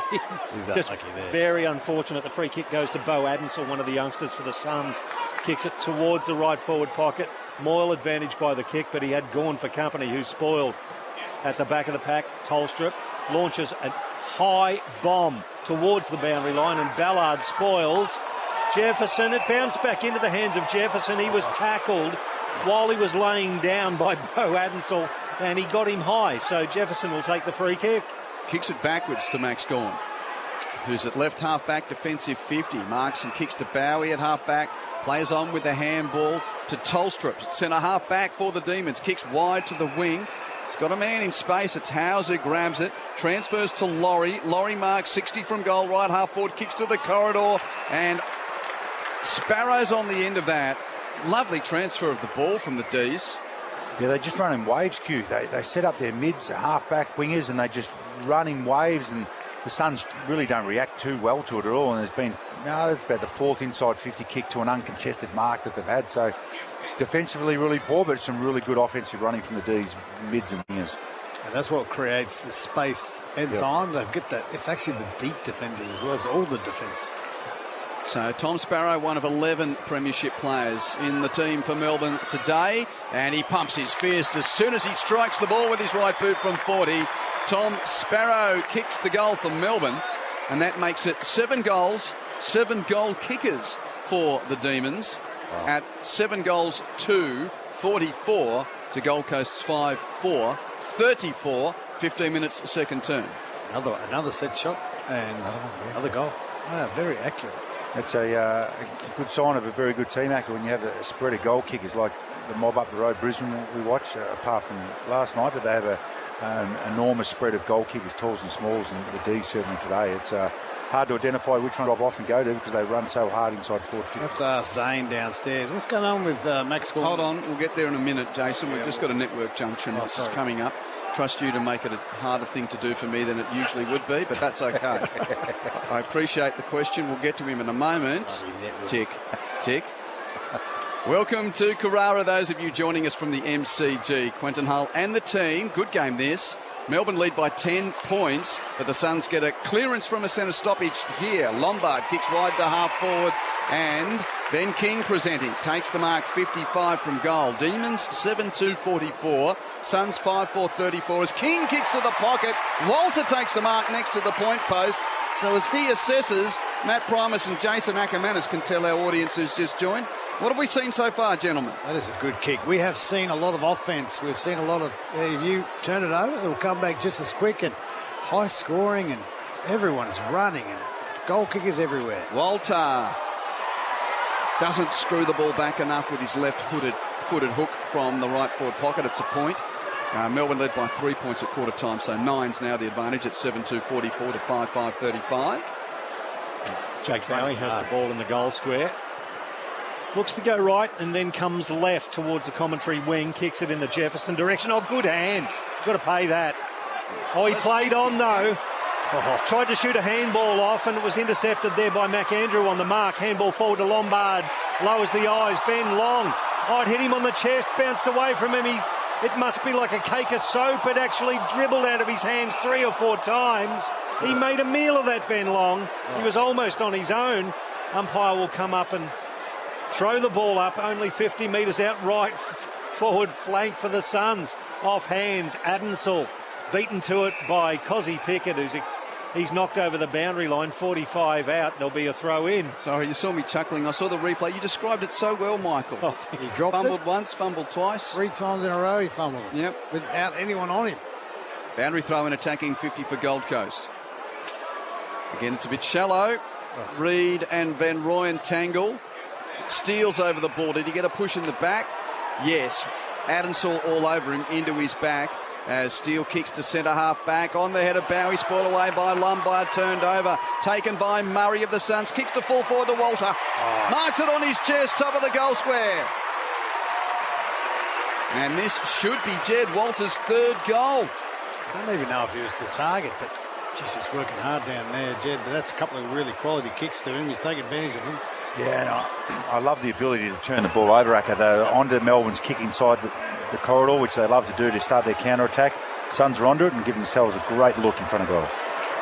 To narrow the margin to 3 points. Point-blank range for the big man, and he strikes truly with his right boot. 3 for Jed Walter. Melbourne, 7 goals, 2-44. Gold Coast, 6 goals, 5-41. D's by 3. 18.5 second term, Zane Bojack on the boundary. Yeah, Max Gawn got caught in a marking contest and he had a knock on his jaw. He came off and had it looked at. They're confident that it's not broken or there's going to be any problems with it, so he's just come back out on the field now. Pretty tough guy, Max. I don't think that'll bother him too much. But those ones in the neck or the throat or the jaw, Matty, they sting for weeks. And normally you don't get too many of them, Acker, but those chirpy little blonde-headed peroxided guys come around. He's probably gone to try and make a tackle. That's silly for Ruckman. Silly boy. But I love the Suns. Have had lots of opportunities. They haven't taken them this quarter, though, Acker, but the last couple of minutes there, some really good looks, and that's 11 shots on goals to 9. Back into the middle, Max Gawn. Bang. Just robbed Boyle, ran away, drilled it straight down the middle, and Sam Collins over the top of Jefferson. That's a really good defensive mark, and they've set up beautifully. The D's in front of him, so he has to go to the right to Noble. Noble to the right back flank to Dan Rioli, who looked for the return handball. Tried to suck Windsor in there to move on the mark. Adensall threw that away. Picked up there by Miller, tackled by Cozzy, and he's pinged for throwing the ball. That's a make good if I've ever seen one. Just a bit late, wasn't it? Cozzy Pickett, 55 from goal, launches it towards the pocket. A couple of D's here to Langdon. Fisted away by Bodie Hewland. It lands in front of Fritsch, who's tackled off the ball. Now they'll get away. Sam Collins is down hurt and motionless in back play. Oh dear, Langdon's over the top of him and is in a caring manner, I must say, as well. Bailey Humphrey has it on the outer wing. Now he kicks it inside 50, advantaged by the kick, Tom McDonald, and he takes the mark. Collins getting to a knee with trainers around him, and I'll be interested to see if they do stop play here, and indeed they will. So I missed the original incident, but gee, when you see a big lump of a lad like that not moving, it does garner attention. So he seems to be very sore on his left side. He went back with the fight when Langdon looked like he had the sit cue, and just have a look at it here, just copped a knee or something. The hip, I think, into the ribs. Oh, yeah. So, oh no, it's a knee into the ribs. Yeah. So it's not concussion, which so he's hopefully hasn't done anything to a lung or anything like that there, but he went down in an absolute crumpled heap, and it takes quite a bit to get this man down. Oh, he's jogging now, Q. And they love him. They listen to the reaction. he's like in the movies, you know, those guys that get shot and they just keep going. He's like one of them. He's a Terminator. You've got to kill him about 12 times before he's actually done. But he's walking a bit more freely now. Zane will keep an eye on it. Play is back underway. Ball kicked towards the wing. Moyle and Gawn underneath. That's been a really good contest. Moyle can't mark. Rowell does the roving though to tap it to the advantage of Petrarca. Kicks the Suns to half forward. A bullet which hits the chest of Lombard. Petrarca to Lombard. There it is again. Was in the headlines during the week. And Lombard is 60 from goal and going back as if he's having a shot. No, he'll play on with the hand pass to Mac Andrew. Chips it at the feet of Hewland. Picks up beautifully on the half volley. Snaps from 50 to the goal mouth. Punched away by McDonald of Melbourne, but only to Miller of the Suns. Rhodes snaps. Goals. Suns in front. 2 in a row for the Suns, and Touk Miller returns Gold Coast to the lead at 7-5 to 7-2. 22 minutes second term. How's Big Sam Collins on the bench? Zane Bojack. Oh, as you guys have said, he's one of the toughest men, the big key defender for the Suns. He's gone straight down the race, and he was telling the medicos he was struggling to breathe. That was what was really hurting him with obviously with those ribs. So let's hope it's not a broken one. But you almost got to shoot him, haven't you, to stop him from being out there, and he's gone in there in a little bit of pain. Don't know whether they can inject him or something like that, but we'll see whether he can get back. Oh, yeah, he's winded, but it punctured lung. We hope it's not. But what about this matchup with Miller on Pickett? And he's just doing everything he can on offense when he can. Miller, he's been around. He was involved in 2 to 3 goals ago. He was involved in that score play, and he's kicked another one. At the moment, it's a points decision in favour of Miller. 10 disposals, 1 goal, 5 score involvements, and Cozzy's got 9 disposals, 1 goal, 3 score involvements as the Suns get it back inside 50. Oh, big pack. Ben Long destroys it. Front and square, Bailey Humphrey floats a flour sack over the boundary line, and it's going to be a free kick to Melbourne in the left back pocket. His body's going everywhere at the moment. McDonald kicks in short to Lever, uncontested, so he can roll on. Runs to half back, and Jake Lever kicks Melbourne to the wing. Moyle, the biggest man there, can't mark, but rode by Ballard of the Suns. Hands it to Noble, hands it to Anderson, who weaves around the tackle of Sparrow. Kicks to the corridor, a 2-on-2. Off hands, Giath comes through for Melbourne. Has a fumble, couldn't gather on his butt, Windsor. It fell on his lap. Hand pass doesn't create much, though. Howes picks up for the D's. They'll get out of it. Hand pass to Rivers on 50. Hands it to Pickett. Has a bounce, chips from half back towards the wing. Sharp marks, plays on with a hand pass to Rivers, who ran on. He's on the wing now, kicks to half forward. Oh, Fritsch was sliding, but Langdon intercepted to mark for the Demons. Hand pass ends up with Laurie. Gave it to Cozzy, had a fumble. Back to Laurie. He's tackled holding the ball. Cozzy will be exhausted. He ran 120 metres trying to get on the end of that, and the handball missed him. And he won't move far from this forward pocket now. Howell will get the free kick in the left back pocket for the Suns. This has turned into an intriguing battle. The Suns by 3 points. Long kick towards outer wing. Bodie Hewland, good contest. Front and square, Rowell tackled, got the handball away. Lombard tackled by Fritsch. And the Melbourne crowd, which are very vocal on the outer side of the ground, wanted holding the ball, but the umpire said held to him. So he'll throw it up in the shade of the stands on the outer wing. Gawn versus Moyle. Gawn got it forward.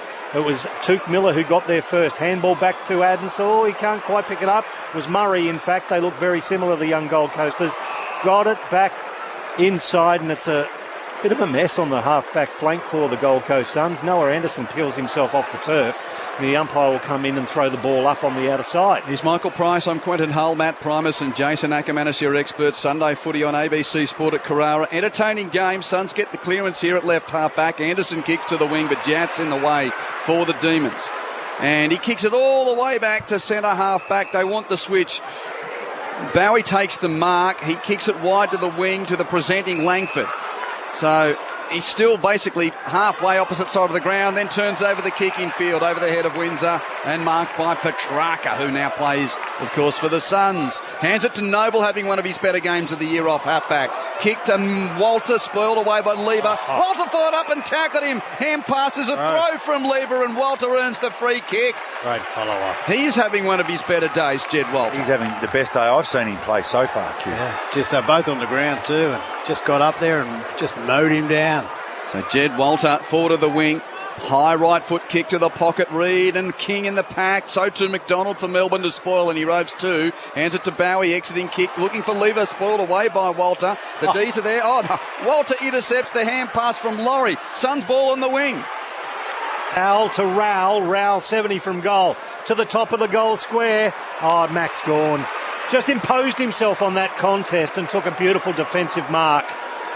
Now he wants to play on. He's got Rivers moving for him. He kicks it to the outer wing. It's Hewlin versus Fritsch. Hewlin spoils at ground level. Noah Anderson, the Suns skipper, wheels around onto his right shoe. Oh, Gawn again. He's a brick wall in the right back pocket. Yep. The big mitts of Max. And Moyle just can't go with him. He's trying to go down there to stop him marking it, but he just can't run or adjust his run with him. Short pass to McDonald, marks it right half back, plays on for the Demons, kicks to Langdon on the wing, marks and hands it to Laurie. Laurie chips infield on the 45. Fritsch has got two to beat. Ballard punches it away from him, but the rove by Rivers of the D's hands it to half forward to Fitzgerald, hands it inside 50. He's got Van Rooyen giving it to Fritsch on the run from 30. Bailey Fritsch kicks the goal for the Demons, and Melbourne's back in front. Styles makes fights. These two like going quick, and it's fun to watch when you've got good conditions on a Sunday at Carrara. 7-5, trails 8-2. So Melbourne back to the lead, 8-2, 50 to 7-5, 47. Yeah, they did a good job, the Suns. They repelled two of Melbourne's counter-attacks, but both times they kicked it deep, and Max Gawn marked them. But Moyle was there, but he just didn't read it anywhere quick enough to be able to bring the ball to ground. And eventually, if you give Melbourne enough opportunities to rebound, they're going to make you hurt. On that third occasion, they got through with their outnumber and a simple goal at the top of the goal square. It's the first Demon to kick multiple goals. So in this quarter, gentlemen, 19 inside 50s to 11 in favour of the Suns. Melbourne have had 16 tackles to the Suns 4. More importantly, the D's are leading on the scoreboard by 3 points. The fifth lead change of the match. Off hands, Tuke Miller handball to Noah Anderson out of the middle, inside 50. King breaks the pack open, the ball spills to the back of the pack. Lever leads the charge, and Walter scared him off it, and it's going to be Lever's taken it over the boundary line. Walter appealed like he was at first slip, and he gets it in the left forward pocket. Immediately the young man is facing inboard. I thought you were about to say, and he clicked his fingers and got the free kick. Let's not talk about clicky ponting. Oh, that's one of the best I've ever seen in club cricket in England, as Jed Walter curls it around with the right foot and curls it straight across the face. It barely goes through for one behind. 3-2 now for Jed Walter. 2 points the margin. D's lead at 50 to 48.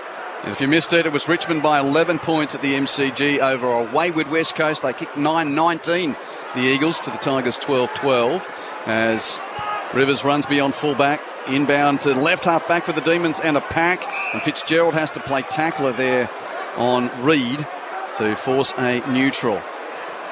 Imagine if they could get Bailey Humphrey somehow energised into this game. I don't know what his stats are, but hasn't been cited all day. 5 touches. Moyle beats Gawn. Somehow Gawn won the ricochet off Rowell. Here's Bailey Humphrey. Tapped it to the advantage of Miller. Not an effective stat, but it helped out. The kick's not great. Stolen by the Demons and whacked clear of defence. Out to the wing. Ballard and Petty the nearest. Neither can mark it. Goes off hands and out of play. Howes whacking it clear for the D's from defence, and We'll see a boundary throw in. High cloud around and light starting to take effect a little bit here. Yellow Sharon for the 3:15 start. It's felt every bit the most glorious of afternoon footy dates here. Top weather for footy. On the wing, Gawn and Moyle again. Moyle just pushes Gawn in the side to get away from the ball, and it rolls over the boundary line. It's been fun to watch. Yeah, he's done well. He's growing in front of our eyes this year, isn't he, Moyle, the young fella? And the only way to get better is to play against the best, and he's certainly doing that today. He's played every game since round 9, Ned Moyle. He's winning the hit out 17-13 against Max Gawn. They go against it each other again. Call that one a draw. It lands at the feet there and towed forward for the Suns, but cut off by Jake Bowie. He handballs to the run of Rivers. Rivers to the arc of 50. Charlie Ballard at the back of the pack. Couldn't spoil it away from Jefferson. He gathers 55 out, but kicks it into the man on the mark in Bodie Hewlin. He gathers, handball to Rao. Rao under pressure. The left foot goes to the outer side to the blonde Jake Rogers, who's the inclusion here today. Handball to Dan Rioli. He puts the skates on. A couple of bounces as he traverses the outer wing. Inside 50. There you go, Matty Primus. Bailey Humphrey takes the mark on the arc of 50 at left half forward as the half-time siren goes, and Bailey Humphrey has the leg for this. Man on the mark, standing just inside 50. A big kick. Could put the Suns back in front at half-time. Sucking him in too. He's worked hard for that one. It's a tight angle to the left for Bailey Humphrey. Man on the mark is squatting down. He launches it from 55. It's got the leg. It's straight. Suns hit the lead at half-time. 8-6-54, plays 8-2-50. Someone asked Matt Primus what the lotto numbers are going to be. Oh, please. Great call, Matt. He called it. He asked for a lift and he pops up and kicks a brilliant goal. So that gives the Suns the lead at half-time. Bailey Humphrey's first goal, and Gold Coast 8 goals, 6-54.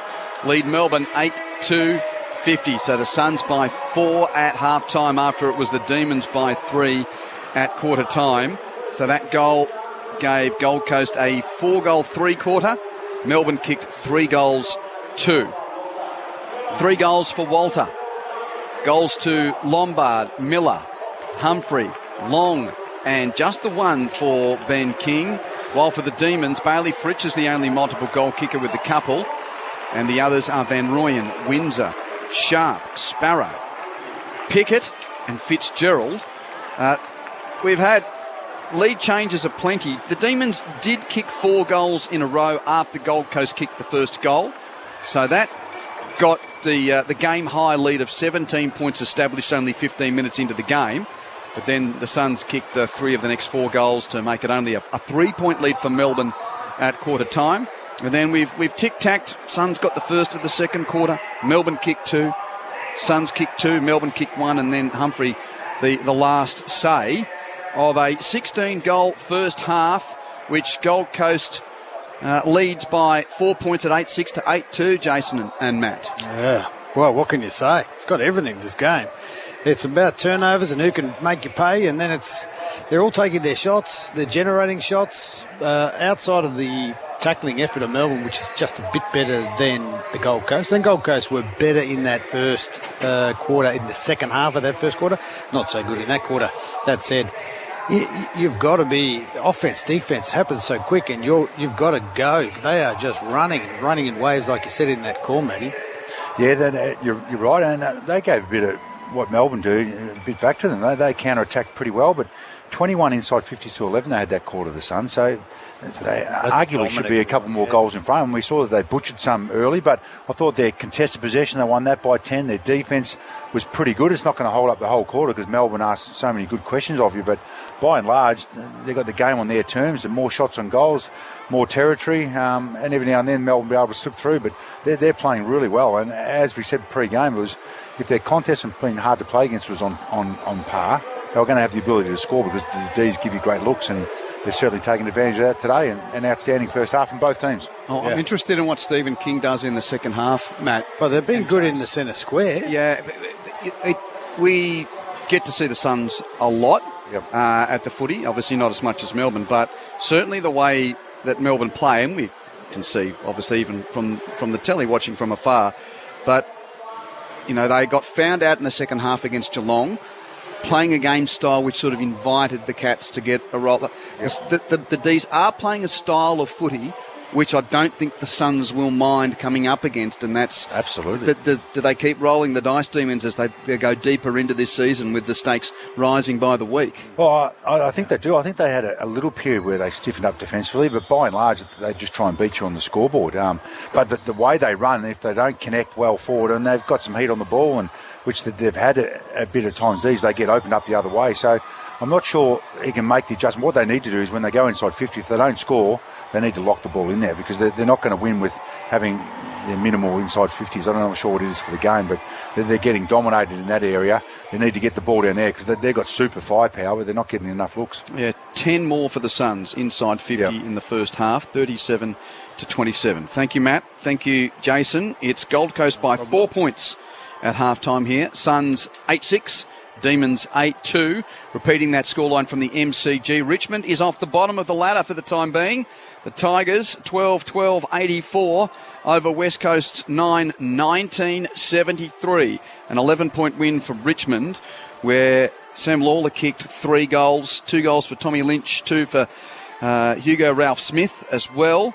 32 possessions for Tim Taranto, 36. Sorry, no, he led the way, 32 for the Tigers. Jake Waterman, 2-6 for the Eagles, who at one point, what were they, about 3 goals, 14, or, yeah, they were, Matt, you were keeping count. Yeah, they were 3-14 and then 5-15 or something. Yeah, so it wasn't a great day in front of goal. Williams, 2 goals, and for the Eagles, Herbert 34, Reed 34, led the way disposals-wise, but an important win for Richmond. So it now means that if Essendon wants to get off the bottom of the ladder for the time being, they've got to beat Adelaide at Docklands this afternoon, which is the game to come. A couple of big teams, I think, the next 3 weeks, Essendon too, so like Adelaide, and I'm not sure after that, but they're some of the better teams. Tigers by 11 points at the G, Suns by 4 points at halftime at Carrara, Essendon and Adelaide to come. In the National Rugby League today, Cronulla has beaten South Sydney by 32 points to 16. So that's 9 wins out of the last 10 games for the team from the Shire. Sharkies 32, Rabbitohs 16. 21 minutes in at Western Sydney Stadium. And it's the Wests Tigers hosting Parramatta, but essentially a derby there between the co-tenants, Parramatta full-time tenant and the West Tigers, a part-time tenant there at Western Sydney Stadium. It's the Eels 4 leading the Tigers 0. Parramatta 4, West Tigers 0. Call available on ABC Listen. Just look for the green button, but we'll keep you up to date here. Halftime at Carrara. I hope you're enjoying it. It's certainly a good game of footy to watch and call, putting you in the seats here in the stands on what's an overcast but fine Sunday at Carrara. Gold Coast by 4 points at the long break. More to come from the Sunshine State after a trip to the ABC newsroom.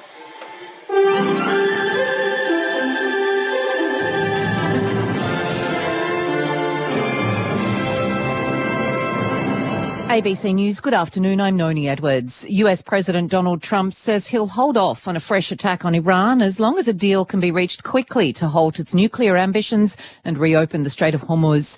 He says Iran and other Middle Eastern countries have asked for more time to complete a deal.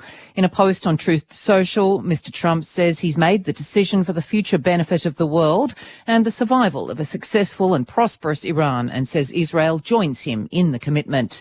It follows days of threats of severe strikes from the US following Iranian attacks on ships in the Strait of Hormuz. Police in the US state of Idaho say there's no ongoing threat following a mass shooting at a burger outlet at Twin Falls in the south of the state, in which 3 people were killed. They say the suspected gunman is dead and 7 people have been critically wounded in the incident at the busy In-N-Out burger restaurant. Twin Falls Police Chief Matthew Hicks praised first responders who attended the scene. The men and women for your respective law enforcement agencies, your fire service, your ambulance, they have performed at their highest levels today. This is the most chaotic scene that many of them will ever have in their careers on a Saturday afternoon here in Twin Falls at one of the busiest locations in all of southern Idaho. China's official Xinhua news agency is reporting the death toll from flash flooding in the country's northwest last week now stands at 25, with 23 injured. It follows previous reports of 10 deaths in the floods. Officials in Beijing have posted warnings for more wet weather, with heavy rain, high winds and thunderstorms forecast across a swathe of the country from the southwest to the northeast. Back home, federal Labor frontbencher Mark Butler has defended the right of colleague Luke Gosling to hold on to his role as Special Envoy for Defence, despite facing criminal charges. Mr Gosling was charged with assaulting the Northern Territory Administrator David Connolly during a community festival in Darwin last month. Mr Gosling strongly denies the accusations, but is facing calls for him to be stood down. Mr Butler's told News 24 if Luke Gosling was a minister, he'd be required to step aside, but he's not. It's important to remember what the job of Special Envoy is. It's not a ministerial position. It doesn't have any executive authority, any ability to make decisions that impact Australians.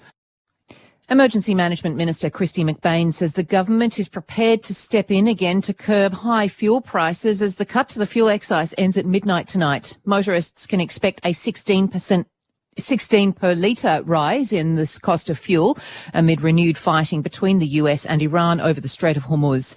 Ms McBain says Australia has more fuel in reserve than it did before the war began. We do have plenty of supply of both fuel and fertiliser onshore. We have always said that we would look at a range of measures to assist Australians during this Iran crisis. If we need to insert ourselves again, we would.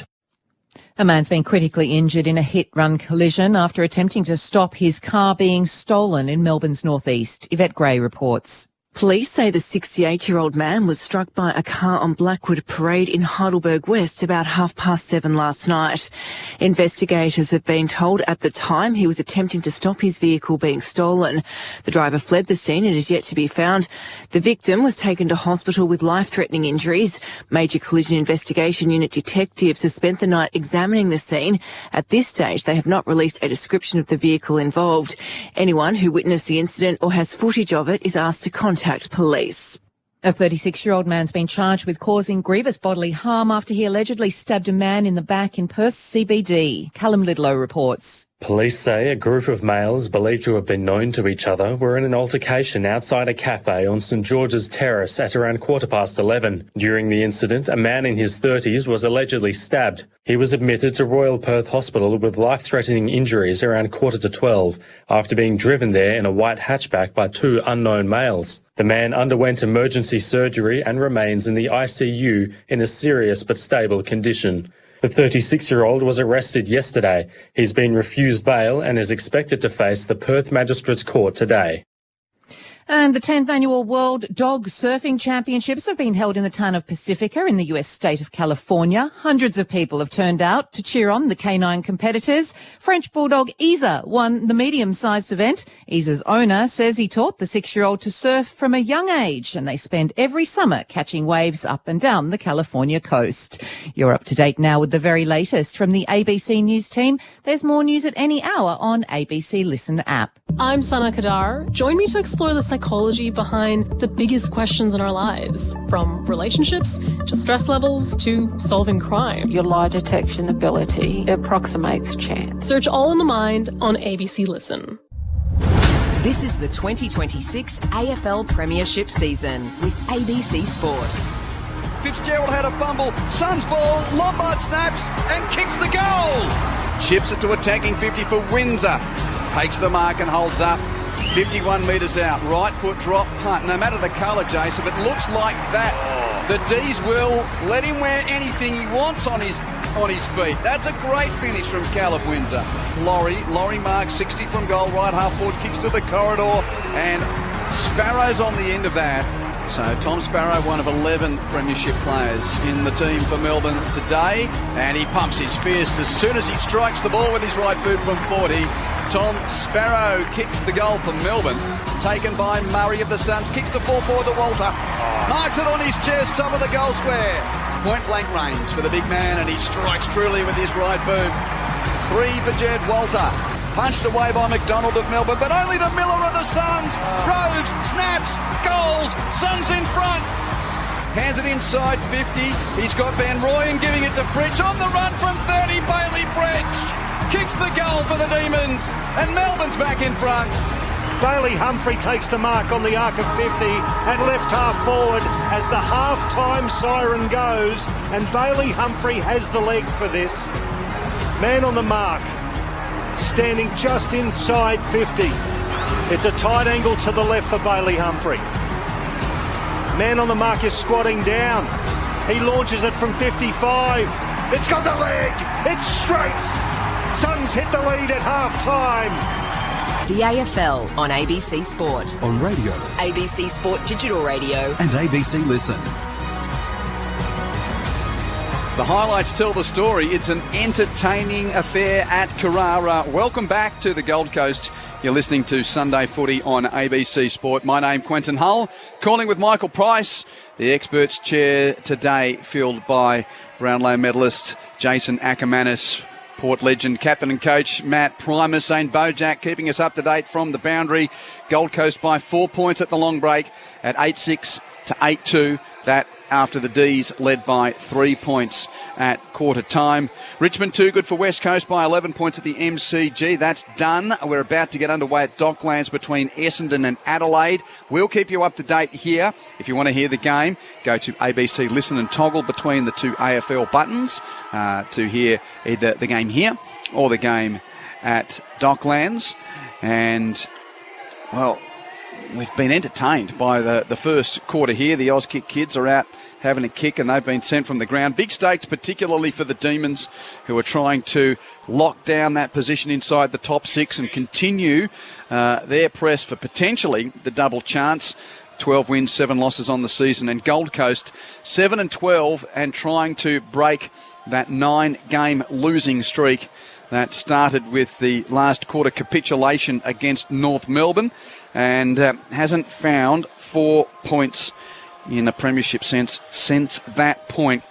Now, before we do the run of the stats and more thoughts from Matt and Jace, we saw Big Sam Collins limp off after a heavy knock where he copped a knee to the ribs just before half-time. Zane, you've got some news on the two-time best and fairest from the Suns. Yeah, the Gold Coast Suns have just confirmed to me that he won't be back, Hugh. He's out for the rest of the match. That rib injury is serious, and, he's in a little bit of pain. Well, he would be.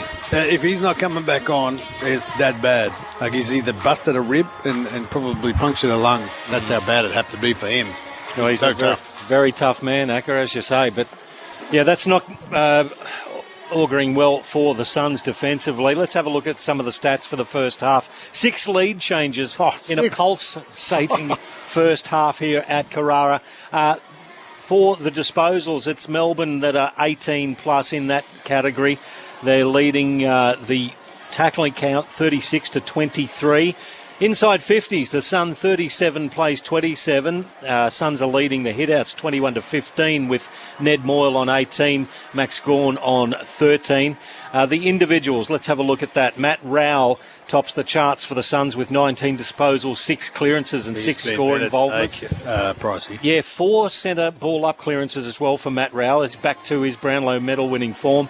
John Noble's had 16 with 4 tackles. Tuke Miller 13 in an intriguing battle with Cozzy Pickett, Noel Anderson with 11 and Jed Walter 11 with 5 score involvements and 3 goals too.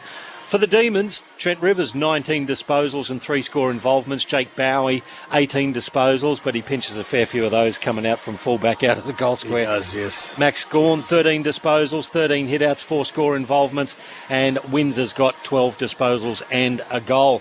So Matty Primus and Jason Ackermanis, how have you seen that first half as the Suns make their way back on? It's, Melbourne sort of flew out of the blocks. The Suns have had 10 more inside 50s, but they're only leading by the 4 points. Yeah, well, Matty has just inhaled one of the burritos, so he's just getting himself composed. We did see Gold Coast score. They scored first, and then they went bang, bang, bang, bang, 4 real quick ones. But we know how they play. They come through the corridor. They are, and everyone runs, the fullback runs, everyone runs for Melbourne. And as we were just talking about off air, if there's a game against a club for the Suns that you'd love to be against, it's this type of game that Melbourne play, because they do give you an opportunity and you put pressure on them, they turn it over, which they will, and they have. that you can score and you're out. And so this is what's been the most entertaining part of the whole game. And so accurate on set shots, man. You don't ever see, I think it's 5 out of 6 or 6 out of 6 for both sides. So crazy good. It's a really good, high-quality game on a Sunday on the Gold Coast. Yeah, it'll be interesting to see what they do with Collins now out. Yes, Ethan Reid, do they shift him back a little bit, or do they just ask the guys, the tall defenders they've got, just to do the job and bring more pressure and see if they can run Melbourne's tall forwards off their feet? So a really intriguing third quarter. Let's hope it keeps both teams keep attacking like they have been. But looking to see what the answer, what Melbourne does at halftime, what they spoke about in the vision they looked at, and the Suns, you just hope they can bring that intensity around the contest, and then you're going to give themselves great looks ahead of the ball. And considering the controversy of a couple of goals with clock stopped, either denied or given throughout this season so far, already there's a bit of social media chat as to whether or not Bailey Humphrey veered away from the natural arc. He did on that one. In kicking, definitely did. The 52 metres required for that goal on the siren. So the umpire wasn't standing behind him because he had his backside to the fence. It would have been difficult. Yeah. Poor umpire. I did notice he veered a little to the right, but was that to the point that he was allowed to take on his natural arc? Don't ask me. I got no idea on that stuff. It's too many what is the rules. letter of the law? You can either is it natural, can always or is it your... natural arc. You get a rule to suit you, but and if you're kicking, he did come off his line, but maybe he actually came back on his line. Yes. Still, it's a goal, and we all move on. Well, it's in the book. In the book. And that goal sees Gold Coast leading by 4 points at half-time. Clouds just sort of coming in. I don't think they're going to get any rain. It has generally been a lovely... Oh, it's good. You can see the clouds from here, but the DJ is pumping. You like it? Yes, they're good songs. He wouldn't be out of place in Europe, that boy. Well, big stakes for the Demons, and the Suns desperate to break this losing streak. Third term's underway. There's Max Gawn, got it down, but Tuke Miller beats Cozzy Pickett to the ball, and then Pickett gets rid of Miller, picks the ball up, wheels back around into the corridor, shoots it to the centre circles, finds his teammate there. It's Sparrow who plays on, kicks long inside 50. Bodie Hewlin in the rear position, slapped it down. Noble gathered, handball back to McAndrew. Under pressure, he tumbles it towards the arc of 50. Oh, Rogers did beautifully, used his pace and his strength, gathered, has a bounce, handball forward to Rowell. Rowell's to his good mate in Noah Anderson, the Sun skipper, has a bounce. Inside handball to Ethan Reid. Long kick to the top of the square towards Walter. Giath came back, fisted it forward, and the Diesel come out via hands. And Laurie's clearing kick is a good one. Hits the chest of Langford just beyond defensive 50 at right half back. In fact, it was Tolstrup with the kick. My apologies. Giving it off to Langford. Now the high kick to the wing on the head of Petty, spoiled away by Andrew. Noble comes through to win the ball for the Suns. He's having one of his better days of the season. Hands it to Miller, hands to Hewland on the wing. Bodie strides a step or two and hits King. Big Ben King dives and clutches a test mark near the boundary. 45 metres from goal. Nothing you can do there if you're the defender in McDonald. Had a good kick too. That's a quality kick. We like that. He's doing everything at the moment, Hewland. I haven't really had a chance to talk much about Ben King today. He has kicked one goal already. It is the Suns' last home game of the year.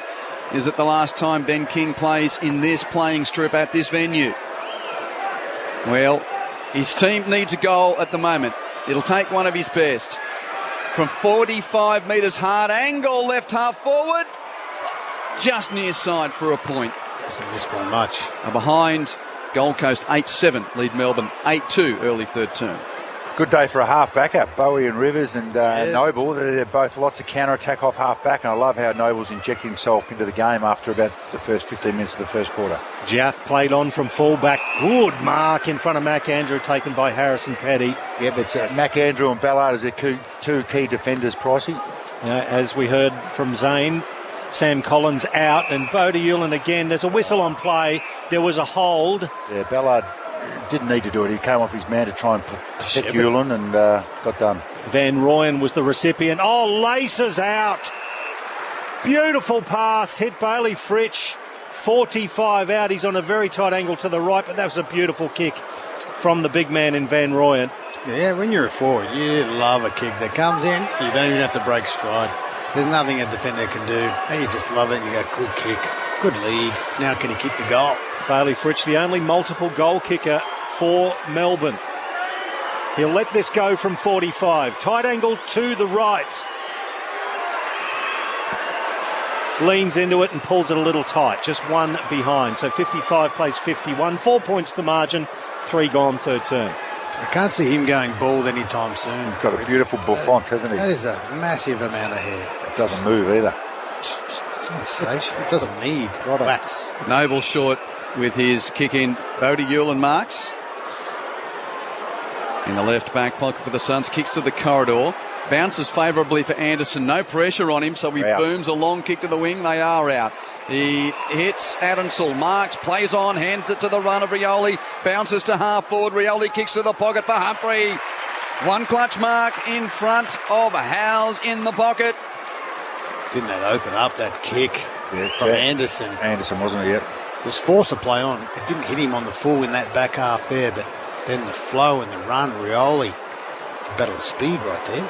And Bailey Humphrey with his back up after that long-range goal right on the half-time siren. This assignment's pretty tough. Man on the mark's only a couple of metres in from the boundary, about 40 metres from goal at right half forward. So Humphrey kicking the traditional right foot drop, punt, good. Strike across the face, though, to the pack. No score.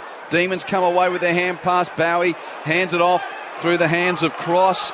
Through Tolstrup, under pressure at right half forward, hand pass turned over, or went to the deck, Cross got it back, gave it on to Windsor, shrugs a tackle, hands it to Steele at half back, and eventually the Demons get clear. Oh, kick to the logo, intercepted. Running back with the flight, McAndrew. He flares it to the right to find Bo Adensel. Youngster takes off, handball over the top, puts Jeffrey under pressure, immediately claimed by Ed Langdon, just forward of centre wing on the outer side. He's held up and the umpire will come in and throw it up. It is the Suns by 4 points early in the third quarter. Gawn got it down, tapped back by Rowell into the path of Rioli. Rioli sold Moyle a dump. He got rid of the ball, and then several players jump on the logo. That was a setup, wasn't it? Oh, put him in hospital, that one. Umpire will throw it up on the logo out of side. Suns lead by 4 points. Steele gets the clearance. Hand passes to Sparrow. Long kick to full forward for Melbourne, but no one's there. Andrew tracking back to take the mark for the Suns. Van Rooyen was nowhere near that kick as much as he was Andrew's opponent. Chip to Bodie Hewlin. Marks and chips to Noble. Left half back. Noble chips beyond the defensive arc. Anderson. Fingertip control to take the grab at left half back for the Suns. What's our Steele's possessions, Bryce? As an inside mid, I haven't called his name. He's had a terrific year, but I haven't called his name. Only the 8 today. Yeah. Anderson kicks to a one-on-one on the wing. Lever and Walter, neither can mark. Sparrow roves for Melbourne. Hand passes infield to Howes. Hands it to Windsor, edge of the centre square. Hand pass was looking for Jath, but missed the target. Pinched by Lombard of the Suns. Pumps it forward. Marked by King. 30 from goal. He's got men running towards the goal mouth, but he decides to go back and fulfil his job requirement of key forward, take mark, go back, set shot, score 6. They're those turnovers that if you can get them off Melbourne, you're going to get them in the corridor with pressure. And that's what they bought. They bought that all it was, a little errant handball, and bang, options are plenty up forward. Ben King, 1-1 for the day. 52 on the year. 45 degrees to the left. Right foot kick is across the face. He has not been kicking as straight the last couple of weeks as he did earlier in the season. That's a point. Gold Coast lead by 5 points at 8-8 to 8-3. What was he last week? Was he 1-4 last week, or was that the Bulldogs? He kicked really poorly for a guy who never misses. Bowie played on, had a bounce, kicked it towards centre wing out of side. It was Moyle who spoiled it forward, and Gawn in the unfamiliar position of Rover gathered. He got rid of the ball. It was intercepted by Anderson, who gave it to Rowell. Rowell into the pocket. King brought it to ground. Good contest.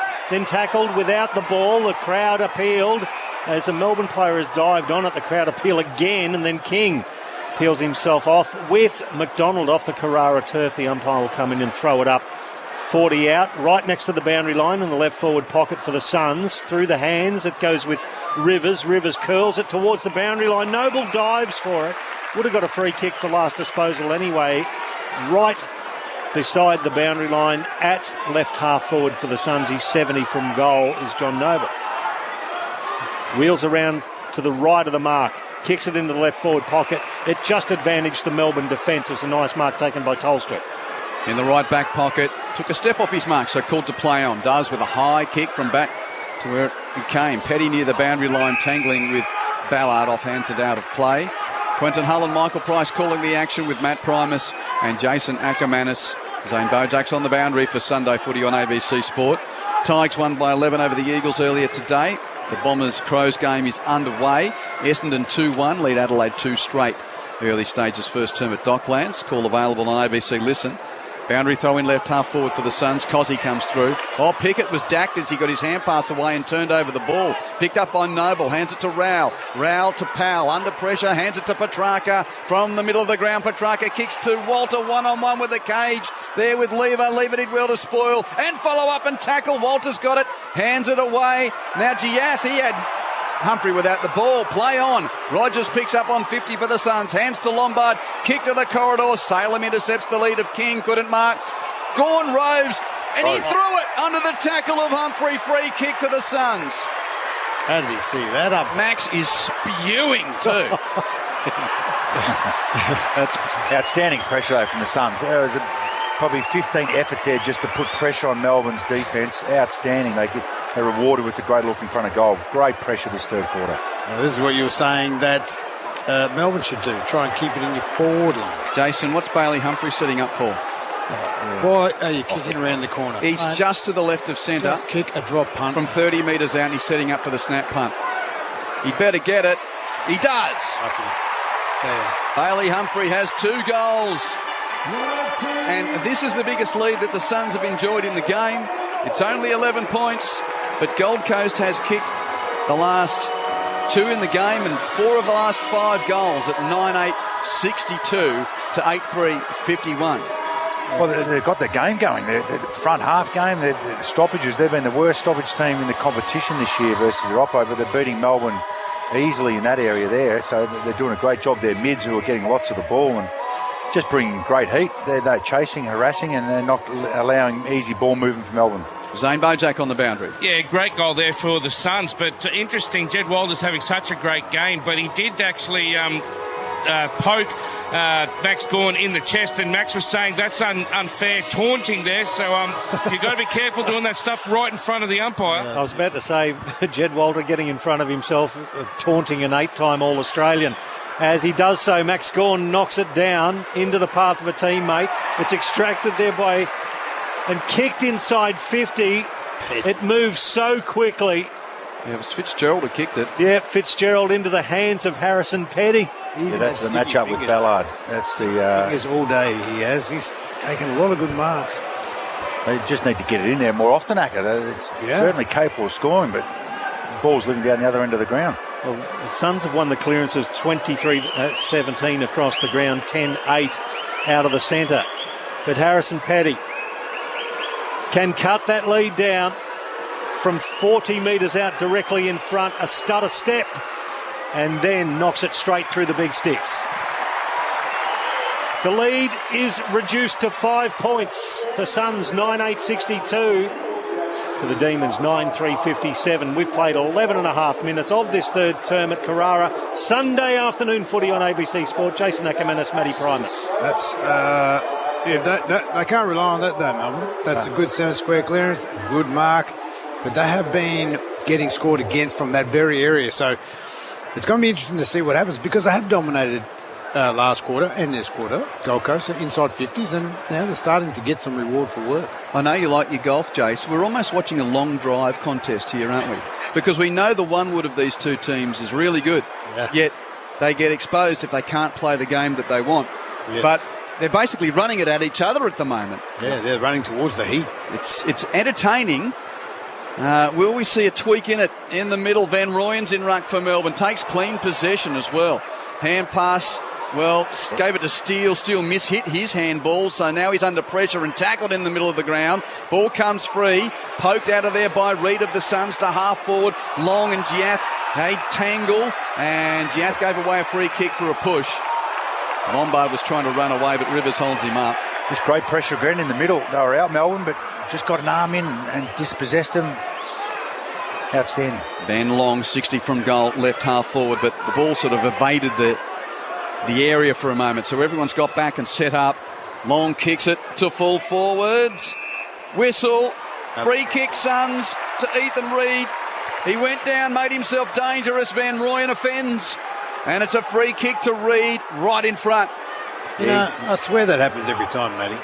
You could pull any free kick out of those contests, but... Yeah, it looked like it was a wrestle, but what he did engage first, Acker, which, you know, when you engage first and then the guy grabs back again, he engaged there.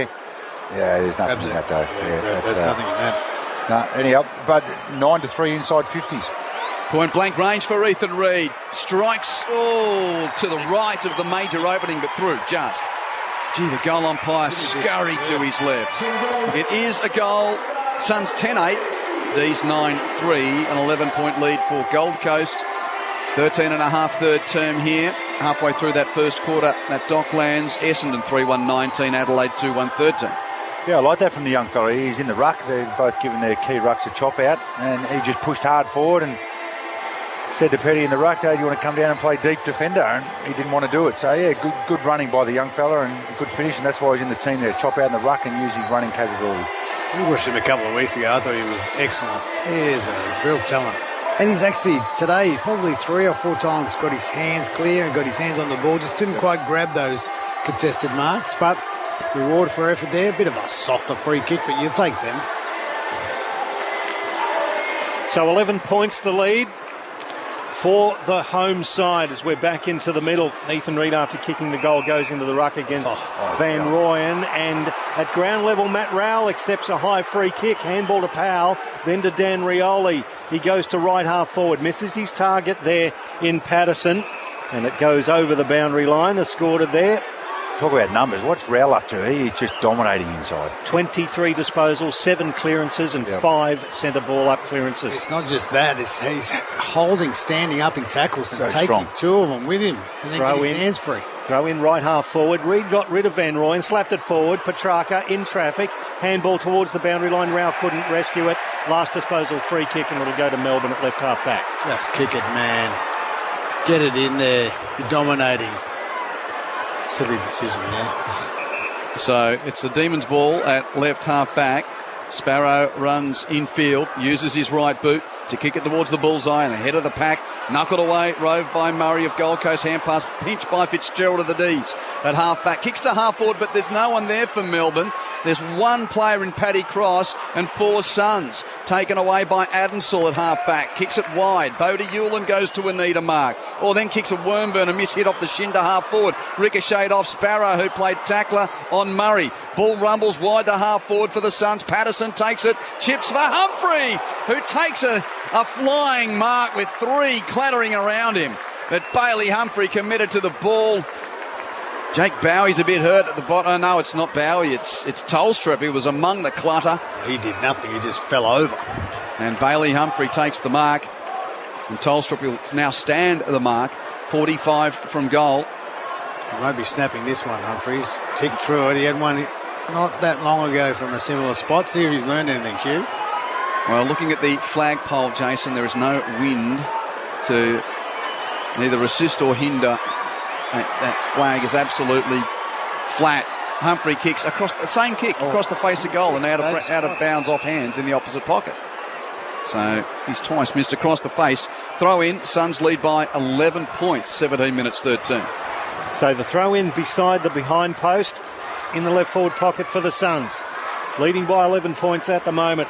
Throw in Van Rooyen versus Reid. Van Rooyen got it on the bounce, tackled by Ben Long, got rid of the ball. Good contest from Jakey Rogers for the Suns up against Steele. The ball spills underneath Sparrow and a couple of other players. Umpire will come in and throw it up. About 30 metres out, slight angle to the left for the Gold Coast Suns inside their forward 50. Matt Rowell, the last person up with the ball. Return to form for him. Slap into the path of Sparrow, tackled by Petrarca. Similar spot, and we'll do it all again. The umpire comes in to throw it up. Got the game where they want it, just repeat stoppages down this end. No easy ball from Melbourne to counter-attack. Umpires get nervous when there's a couple of stoppages and they pull a free kick out usually. Ruckman. Ruckman tap it over the boundary. So who got the kick in the end? It was Ben Long. No, it's against Melbourne for holding. Oh, knocking out, was it? Yeah, Ben Long, he shepherded off the contest. Told you. They just find something. It's not even there half the time. So it was Howes, I think, who kept Long away the other 22. Long left forward pocket, 35 out, setting up for the right-footed snap. Partey executes perfectly. 2 for Ben Long, and the Suns now lead by 17 points at 11 goals, 8.75 to Melbourne's 9-3, 57. 18 minutes, third term. Zane Bojack on the boundary. Yeah, well, you can see them walking out there. They've been off for 7 minutes. Cozzy Pickett and Max Gawn have just come back out onto the field. I think Stephen King, who was looking pensive on a shot they put up on the big screen, they've now kicked out to a 17-point lead, and I think he needs to get his big guns out there and try and stem the flow. That all seems to be always going into the forward 50 for the Suns. They're dominating. That's why, Zane. I tell you. That said, I told you, a couple more. The umpires always get nervous. They always start looking around for something that's probably not even there. That said, I think he might have had a bit of Ben Long's jumper. But he snapped around the corner. You know how much I hate them, but they've both of those boys have kicked around the corner. I think it's him and Humphries and gone through. So the Demons led by 17 points halfway through the first term, and now the Suns return the favour. It's propelled forward for the Suns. Gawn gets back there, can't pick it up. Humphrey imposes himself, gathered, tackled, holding the ball. Really good tackle. Comes from Fitzgerald. Still great pressure though, Price. They can't go anywhere, Melbourne. Well, they've set up very nicely, the Suns in front. So Fitzgerald has to flare it wide. That's a beautifully weighted kick into the path of Jake Bowie. Rogers stands the mark. Bowie puts it back onto the logo to Fitzgerald, who followed up. Now he puts it inside 50. Oh, coming through. Oh, Van Rooyen, but chipping in front.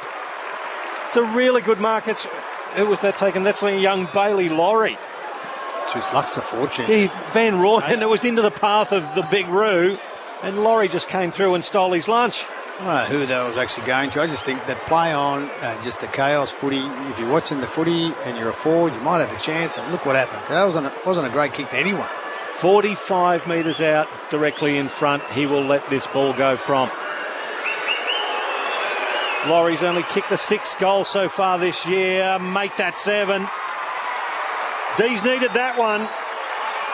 The lead has been reduced back to 11 points in favour of the Suns, 11-8-74 to 10-3-63. And we've had 20 and a half minutes elapse in this third quarter. Lucky well, probably not lucky, because you practice it, but their accuracy is what's keeping them in the game, isn't it? Because apart from getting inside 50s from centre bounces, that's the only way they're getting in there. It's a 12-4 inside 50s this quarter. Not a lot on the run, you're right. Yeah, that's the way they play, and they've been playing like that all year. But today, both teams on set shot until the third quarter have been so accurate. Just repeating the stakes here. Yeah. Melbourne win this game. They draw level on premiership points with 4th placed Brisbane. Adelaide just in front of Essendon as well. So D's win, you're going to have Brisbane, Adelaide and Melbourne all on 52 points. If the D's lose, well, they drop outside of the top 6. So big game. Big stakes. Back in the middle, Fitzgerald under for the Demons. They get the clearance. The defensive side, though, hands to Steele, who fumbles it all the way to half-back. Gawn cleans up. D's hold on to it, but they've gone back to defensive 50. Rivers hands it to Sparrow, who now's inside defensive 50. They won the centre stoppage, but go all the way back to the pocket for Lever. Kicks it back to half-back where Gawn takes the mark. And now Gawn kicks it across the face of goal to Rivers. Marks and transfers to half-back with a kick to Bowie. Chips infield on the 45 to the bullseye. Taken by Tolstrup. Kicks to the edge of the centre square. Man in space is Rivers. Rivers marks and plays on now with a kick wide to half forward. And Howes has got it for Melbourne. 60 from goal right half forward. Plays on with a kick to full forward. Big pack. About 6 in it. Petty does the roving, but is accosted immediately by the tackle of Powell and also Hewland. And we'll see a ball up at the top of the goal mouth. Gold Coast lead by 11 points. D's deep in attack. Didn't mind that method. Just a bit slower. Get numbers in their forward 50. See if they can spend some time here. Umpire throws it up. Gawn into the path of Harry Sharp. Oh, that's a sharp shooting effort from the young man. Gets it from the left forward pocket. That's his 2nd goal. And all of a sudden, it's back to a 5-point margin, the Suns lead. Beautiful bit of ruck work from Max Gawn there. 11.874 to 11.369. 22 and a half gone. Yeah, a lot of space, Pricey. But I like the slow movement, which allowed him to get lots of numbers. So the ball's been bouncing out of there unless they can get a mark, and it was on that occasion. Then set up for a forward 50 stoppage with the best ruck in the comp for the last 10 years and get a beautiful goal. Very classy, that one. That said, that's why you practice all that stuff. A bit sloppy because the Suns have had a good quarter and they're playing good footy and they're dominating. So they have just snuck a couple against the tide, I reckon, that last set shot and then that goal there. Don't get me wrong, they needed it, and they've just kept themselves already, 5 points now. So, it's anyone's game. Close to quarter time at Docklands. Crows lead the Bombers by 7 points. Call available on ABC Listen. Stoppage in the middle. Well, no clean clearance, although Rail was held without it. He'll get a free kick. Smart free from Gawn then. Yeah, it was about to burst free, but Gawn grabbed him. So Rail, conservative kick to Noble, who's in the middle of the ground when he takes the uncontested mark. Now plays on, drills it right down the corridor to full forward. Moyle had a fly, couldn't mark. Langdon out the back, Rose from Melbourne. Hands to Lever back to Langdon. Langdon to Tolstrup. He hands it to Laurie. Laurie to Wins at left half back. They're running the gauntlet. The D's good pressure from the Suns, but the D's keep it in hand. Langdon gives it to Laurie. Back to Langdon, wrapping around on the boundary. Dropped it, kicks it off the ground to the wing. Suns ball. Powell hand passes to Noble. He's tackled by Petty and dropped it. Play on. Reed picks up. Suns ball. Hands it back to Noble. Forward of half back. Noble kicks towards half forward. Turned over. Straight to the hands of Howes at centre half back for the D. He puts it to the commentary wing. Langford. Beautifully weighted pass. Langford kicks it towards the arc. And McAndrew read it best. Brilliant. Came out full chested and took a beautiful defensive mark. Oh, aggressive kick. Dangerous kick. Langdon, got back and did a beautiful juggling one-armed effort. Took it in front of Rowell. He's still inside the centre square, skids the ball to Bowie, backwards to Rivers. Rivers to the arc of 50, the steal to Fitzgerald, who launches. He's got two, his first 2 goals in AFL footy. And the D's hit the front. The 7th lead change of this match. 12-3-75, plays 11-8-74 late in the third quarter. Oh, chaos footy. And Mac Andrews does everything right. Comes off his man, gets the ball, then goes for a fandangled millionaire across the field, 50-metre kick, and the turnover just kills you. Just needed composure, didn't they, Acker? When the ball's bouncing up and back, somebody either hold it up or just, maybe that kick's not on. But yeah, just a bit of lack of composure, and these made them pay. They certainly have, and that was just a handball, just play on, and that's one of the ones we haven't seen all day, really, from Melbourne, which is on the run. Just a little bit of scramble, chaos ball, good goal. Three in a row in quick time for Melbourne. So they were 17 points down only a short time ago. Now they lead by a point. Stoppage in the middle. Give Moyle the tap. Kicked off the ground by Rail. Doesn't clear the congestion though. Steele swoops on it for the D's. Hands to Pickett, who runs towards the wing. Kicks it over the head of Langdon. It's a last disposal free kick against Cozzy, who's had a quiet day. He's done a good job, Tuke Miller, apart from a couple of centre bounces. That's really the only time he's been cited, and one maybe transition in the first quarter, Q. 13 disposals, Q. Yep. Oh, Adamsall with the free kick right half back for Gold Coast. High kick towards half forward. No one flew except for Jaff of Melbourne. Uncontested grab for the D's defender. Dangerous kick in field. Humphrey pinches. It was intended for Bowie. Humphrey chips it to King, who marks uncontested in the pocket, 25 metres out. And CJ had a mare there, trying to switch to Bowie, and Bailey Humphrey knew what was coming. Yeah, you're absolutely right. Bailey Humphrey read that beautifully on his toes. The kick was probably, that's how Melbourne played, but he just read it beautifully, Q, in his position. I don't think he saw it. I think he was hiding behind the umpire accidentally. Ben King was kicking these goals blindfolded early in the season. His accuracy has got a little wobbly of late, but that one's straight. And the Suns are back in front. Second goal for Ben King. Gold Coast, 12 goals 8. Melbourne, 12 goals 3. 27 minutes, third term. Finally. I think that's his third shot this quarter, set shot. Not the easiest of shots either, but what a turnover. What a turnover. Had options aplenty too. But Bailey Humphries, yes. They're doing that all day, Q. They come back in. They will always come back in. You can see as soon as they get the ball, they're looking. So you're a chance. That they were ready for it. Good turnover, good goal. So he's now up to 53 for the year, Ben King, and 4 behind the Coleman lead of Charlie Curnow. And the natural light's just about disappeared here at Carrara. The light towers have taken over. Little pink hue on the horizon, Pricey. Just a nice Sunday evening. You paint a picture, Q. Back into the middle, it's Moyle versus Gawn. Gawn got it down, but it was stolen by Anderson, who flicked a big handball forward, and it's going to be a heavy contest at ground level. Matt Rowell versus Jake Bowie, and the umpire will come in and throw it up about 10 metres forward of the centre circles in advantage to the Suns. It's hit out towards the outer wing. Langdon can't quite gather, but getting there in front of him was Bo Adensel, and again they're held up, so similar spot. The umpire will throw it up. Tapped down by Moyle through the hands of Adensel. Then Tuke Miller, speculating handball inside 50. Jaff gathered. Right. Bailey Humphrey absolutely buried him in a hard, fair tackle. 40 metres out directly in front of the Suns' goal. He had no prior, so the umpire will come in and throw it up. A very crowded forward 50. Gawn with the first hand, but Miller rose for the Suns. Just reached the handball clear. Ricochets to Long of Gold Coast under pressure. High tackle on Ben Long. Jaff the offender, and a free kick to Ben Long. Slide angle right, 30 metres out. I know the scoreboard's close, but they've got a Melbourne rattle. There's a lot of hands on the heads and yelling at the umpire, but they're just going harder first to the ball, and they're getting these free kicks. And that's how you do it. You've got to get your hands on the ball. That said, there's a little bit of a stuff up there, poor Jaff. Well, yeah, Long bumped into his own man Lombard, and then Jaff was trying to tackle him, but did get him above the shoulders. Ben Long, 2 goals already. Slight angle right, 30 metres out. Kicks the goal for the Suns. There's cartridges on the turf of Carrara. It's shootout corral here. Great to watch.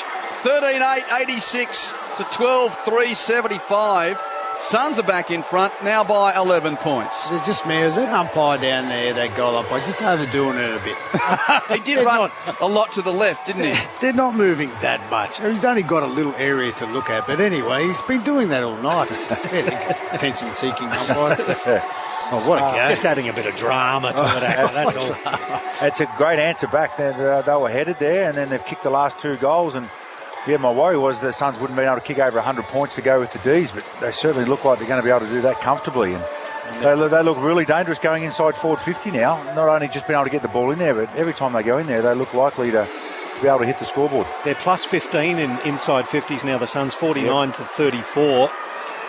The lead just 11 points. They'll get another clearance here. No, it's actually going to be stopped. Rowell acts as tackler. Oh, he's been good. So good. Super. Umpire will throw it up. Gawn got it down. Past Petrarca, picked up by Adensel. Gawn with a great smother. Sparrow, handball forward to Fritsch. 70 from goal. Fritsch into the pocket. Van Rooyen in the box seat. What a kick.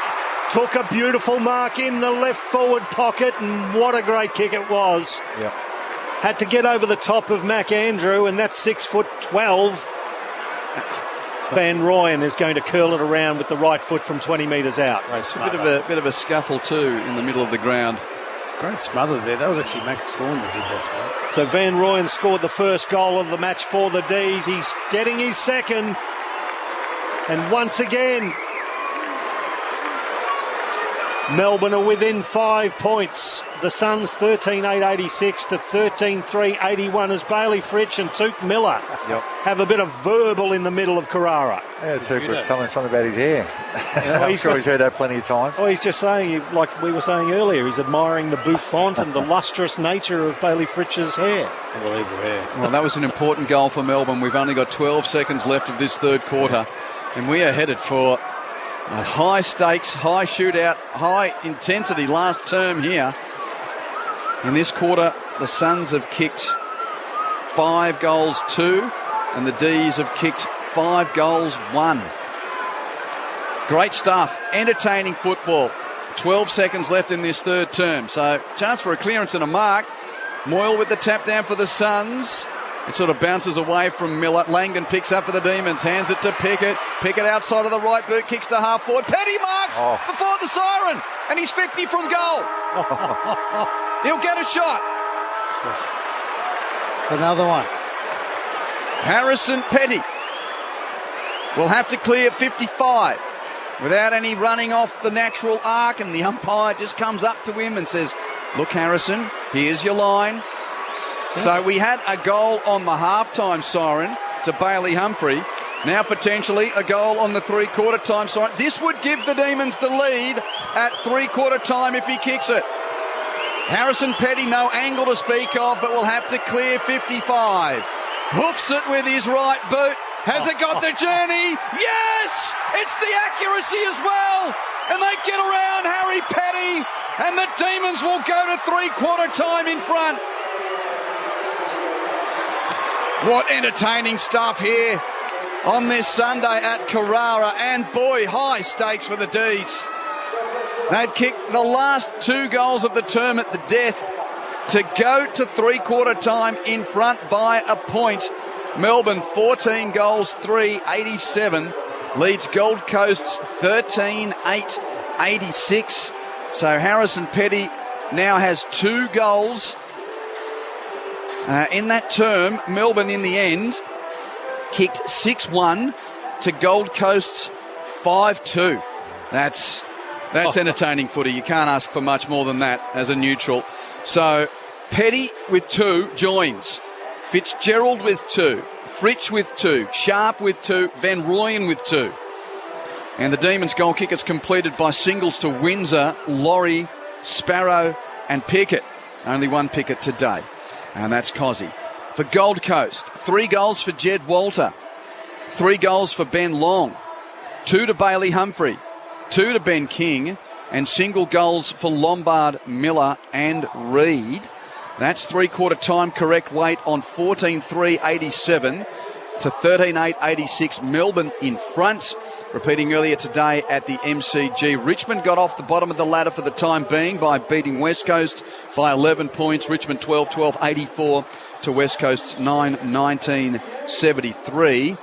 But the Adelaide Crows, they've started well at quarter time at Docklands, and the Crows lead the Bombers by 25 points. Call available on ABC Listen if you'd like to hear it there. So Crows by 25 points at quarter time there. The context of that, Adelaide with a big win can go back into the top 4 if they're, well, it doesn't have to be a very big win because their percentage is very similar to Brisbane. They win, they're basically inside the top 4, the Crows. And Essendon, well, they're now back on the bottom of the ladder with Richmond winning that game earlier today. In the National Rugby League, 2 games today. Cronulla beat South Sydney by 32 points to 16.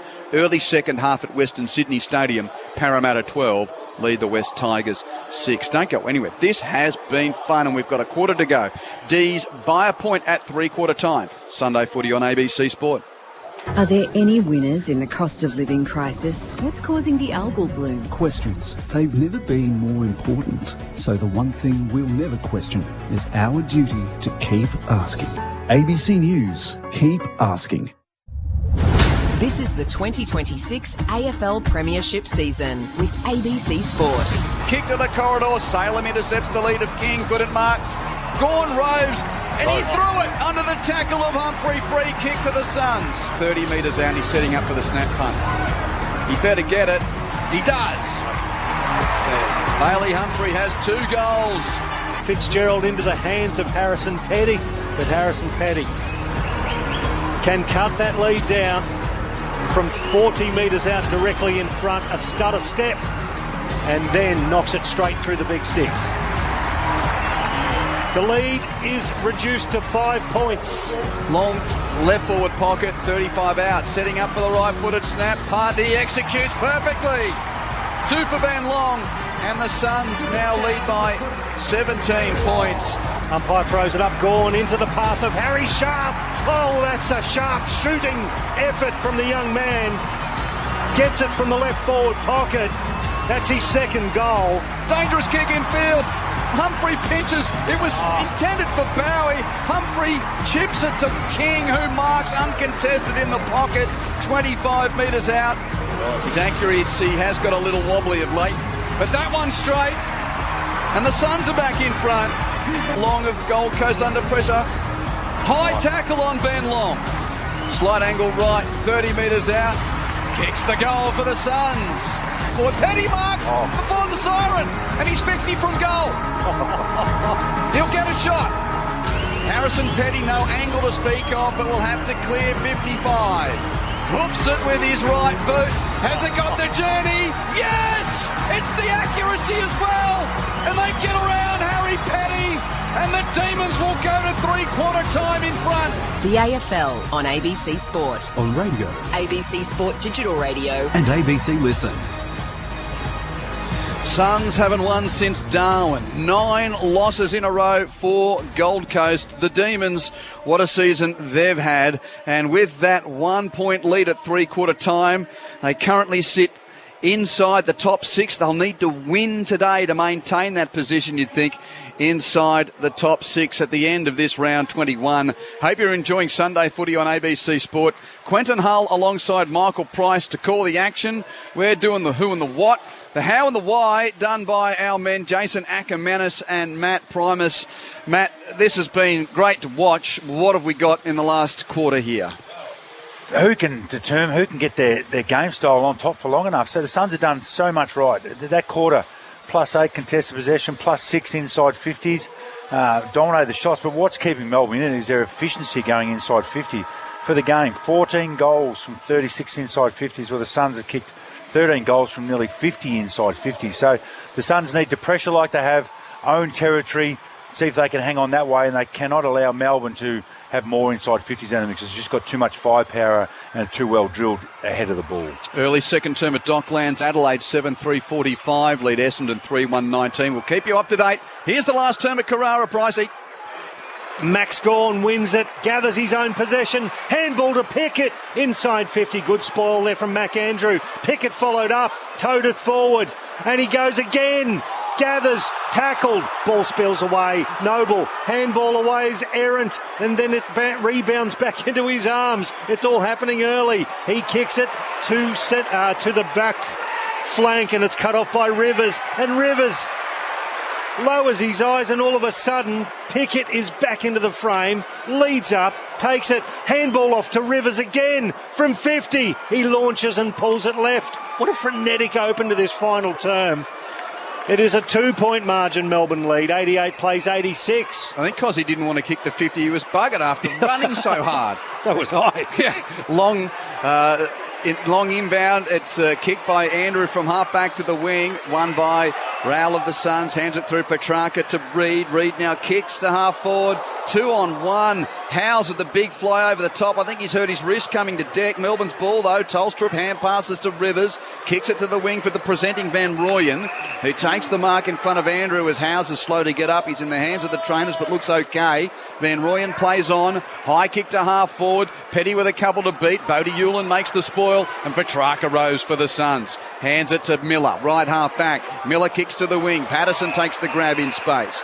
And Dill Patterson holds up for a moment. Here. Oh, you stopped him. He's still down.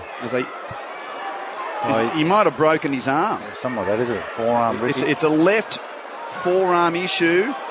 It's just hanging there, isn't it? Oh, and he's grabbed at his wrist straight away. I've just seen the replay. That he's fallen very awkwardly. Zane Bojak's on the boundary.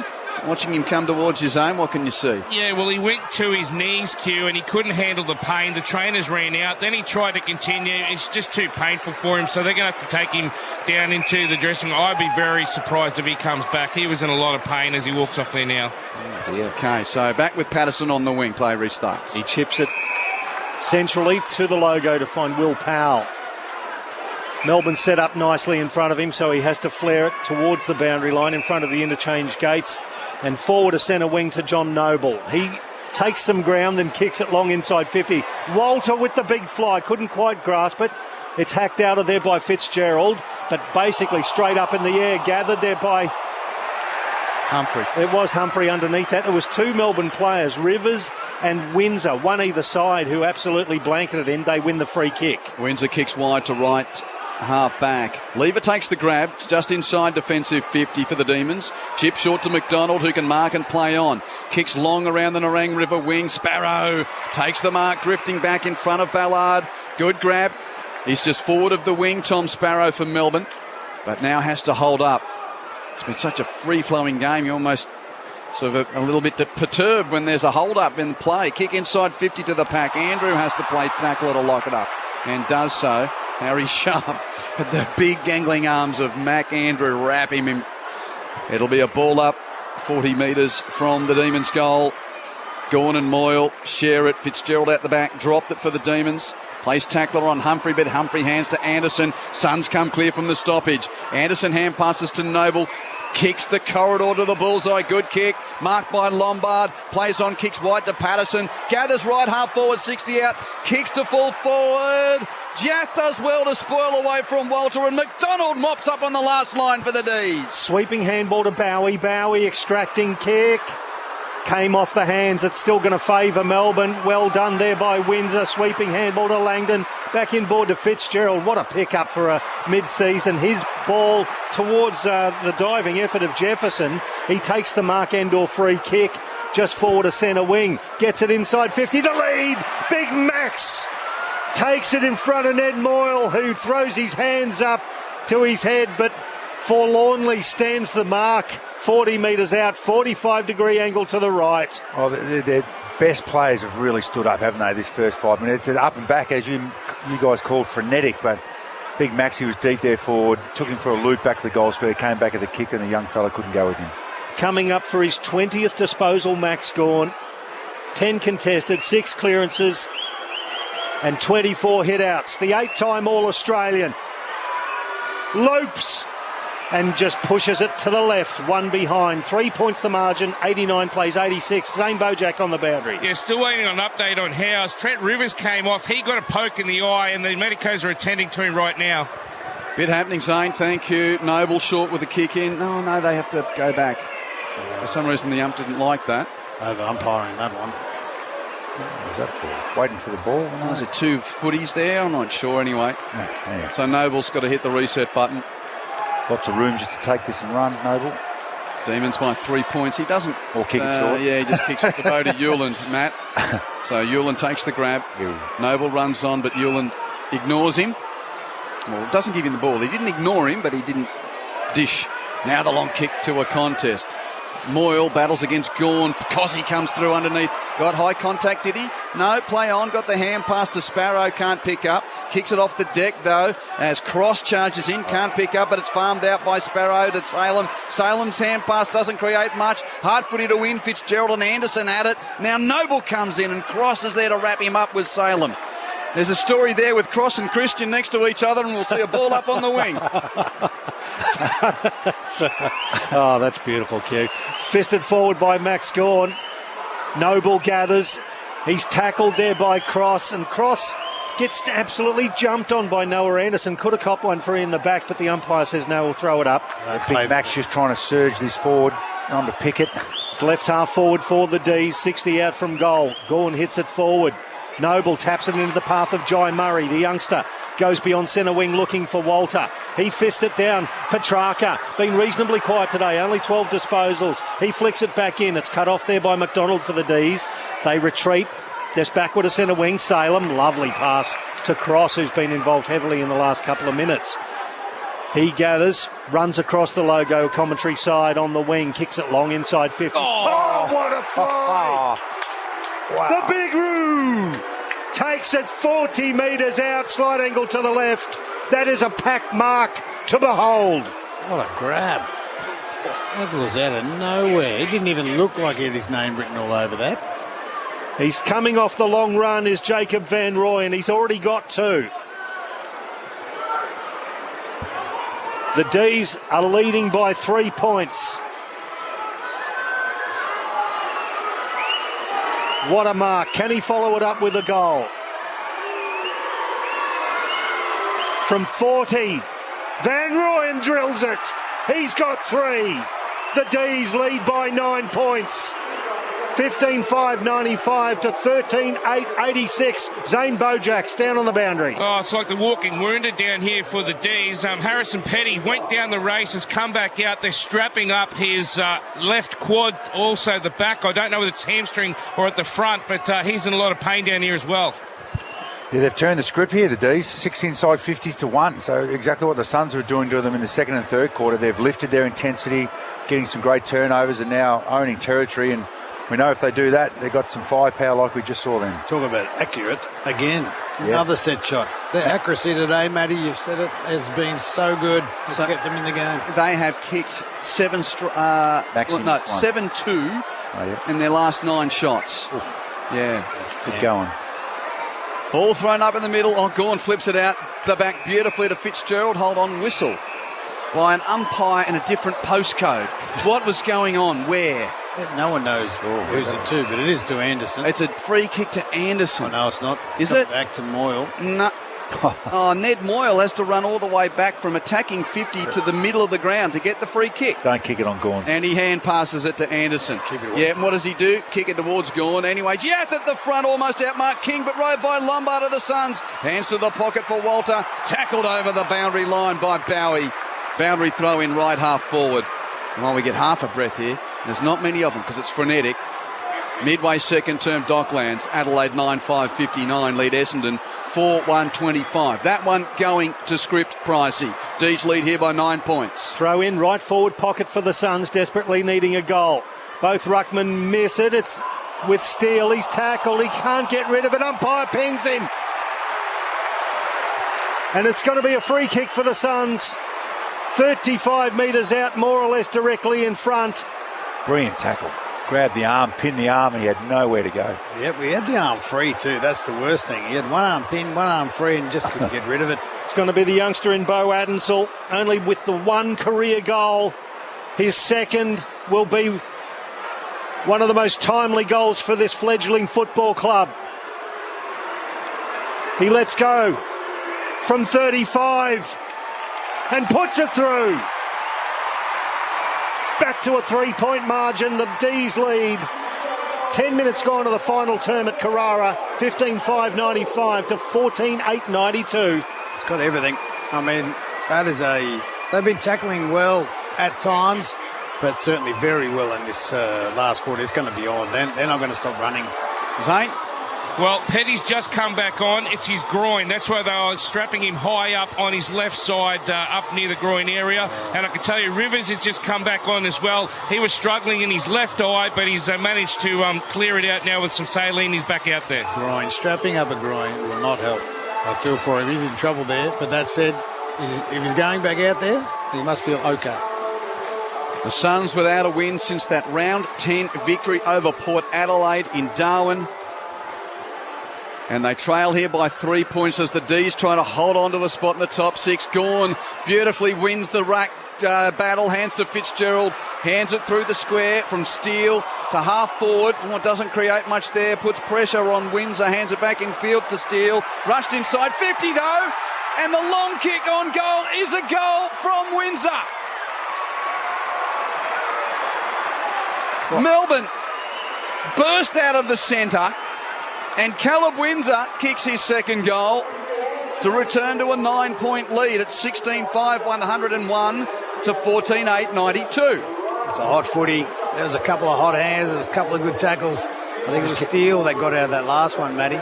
They just kept turning up, didn't they, Acca? The Suns were bringing great pressure, but they just kept on turning up for another handball, and got one to space, and then beautiful finish from outside 50 or right on 50. It's really just had a couple of steps and bang.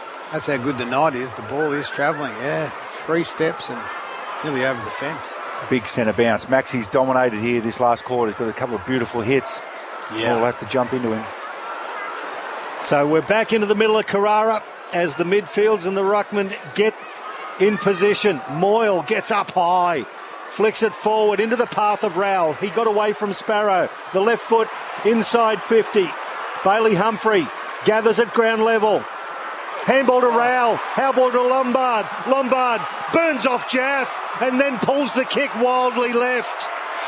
Opportunity missed. 8 points the margin. Demons lead, 101 plays 93. Did take a steady step, Leo Lombard, but just hooked the kick. Quick inboard to Sailor, marks in the pocket, kicks to Lever at right half back, and he marks uncontested and holds it up. I think everyone just needs a moment to settle and get their bearings here. Melbourne by 8 points. Lever kicks down the wing to a contest. Went beyond Petty and into the lap of Ballard, who marks for the Suns. A poor kick. Ballard hand passes to the man wrapping around him. Jeffrey kicks to half forward.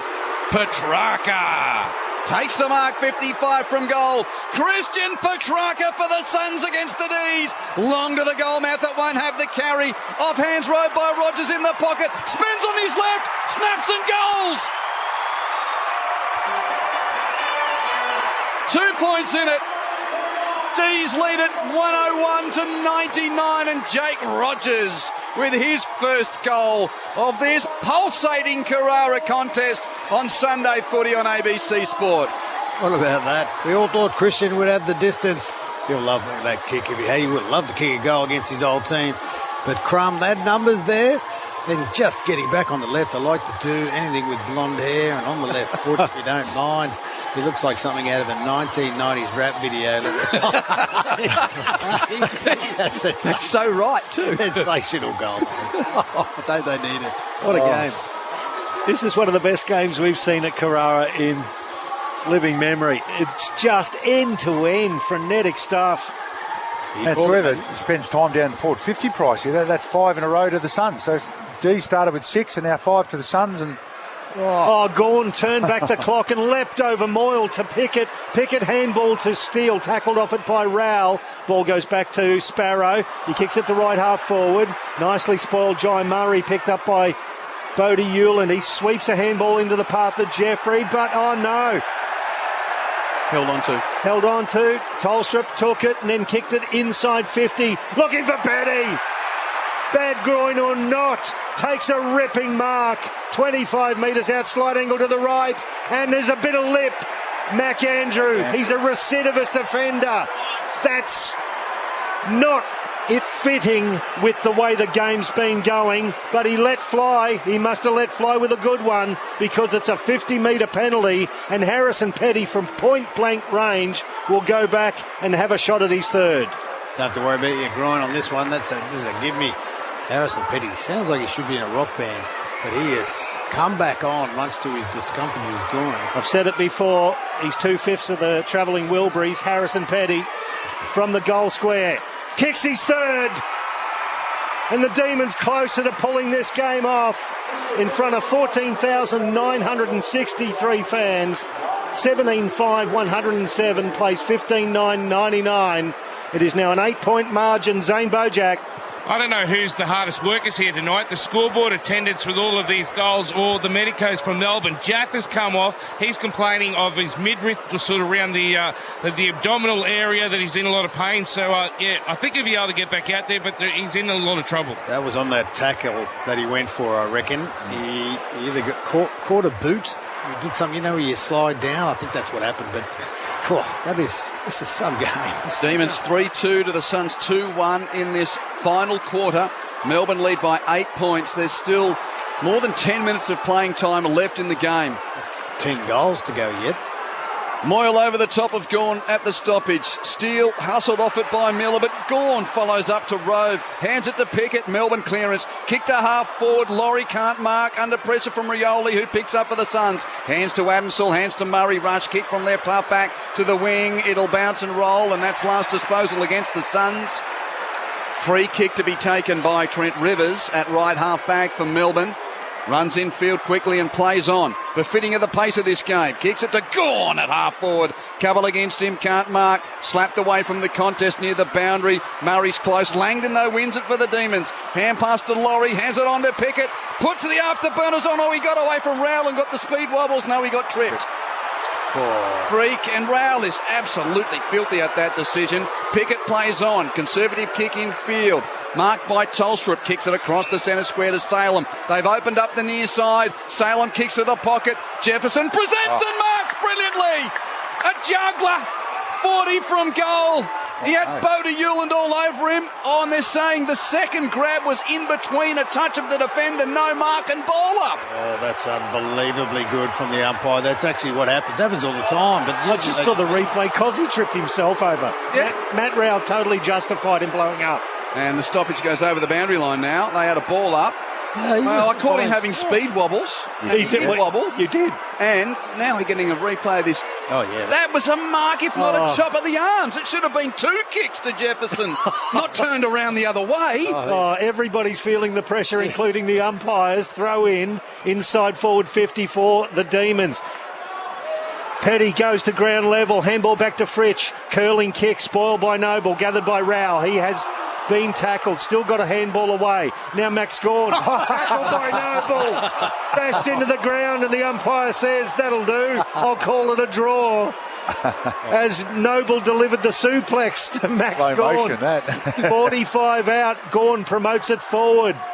And it's then another 50-50 contest held up. This is what Melbourne haven't been able to do, tackle and hold the ball in, but this quarter they've lifted in that area. So Gawn versus Moyle. Gawn got it down. It's stolen by McAndrew. He tumbles it towards centre wing. Walter versus Lever. It bounces in favour of the D's. Tolstrup now forward to centre wing. Into the pocket. Out of bounds on the full. Free kick.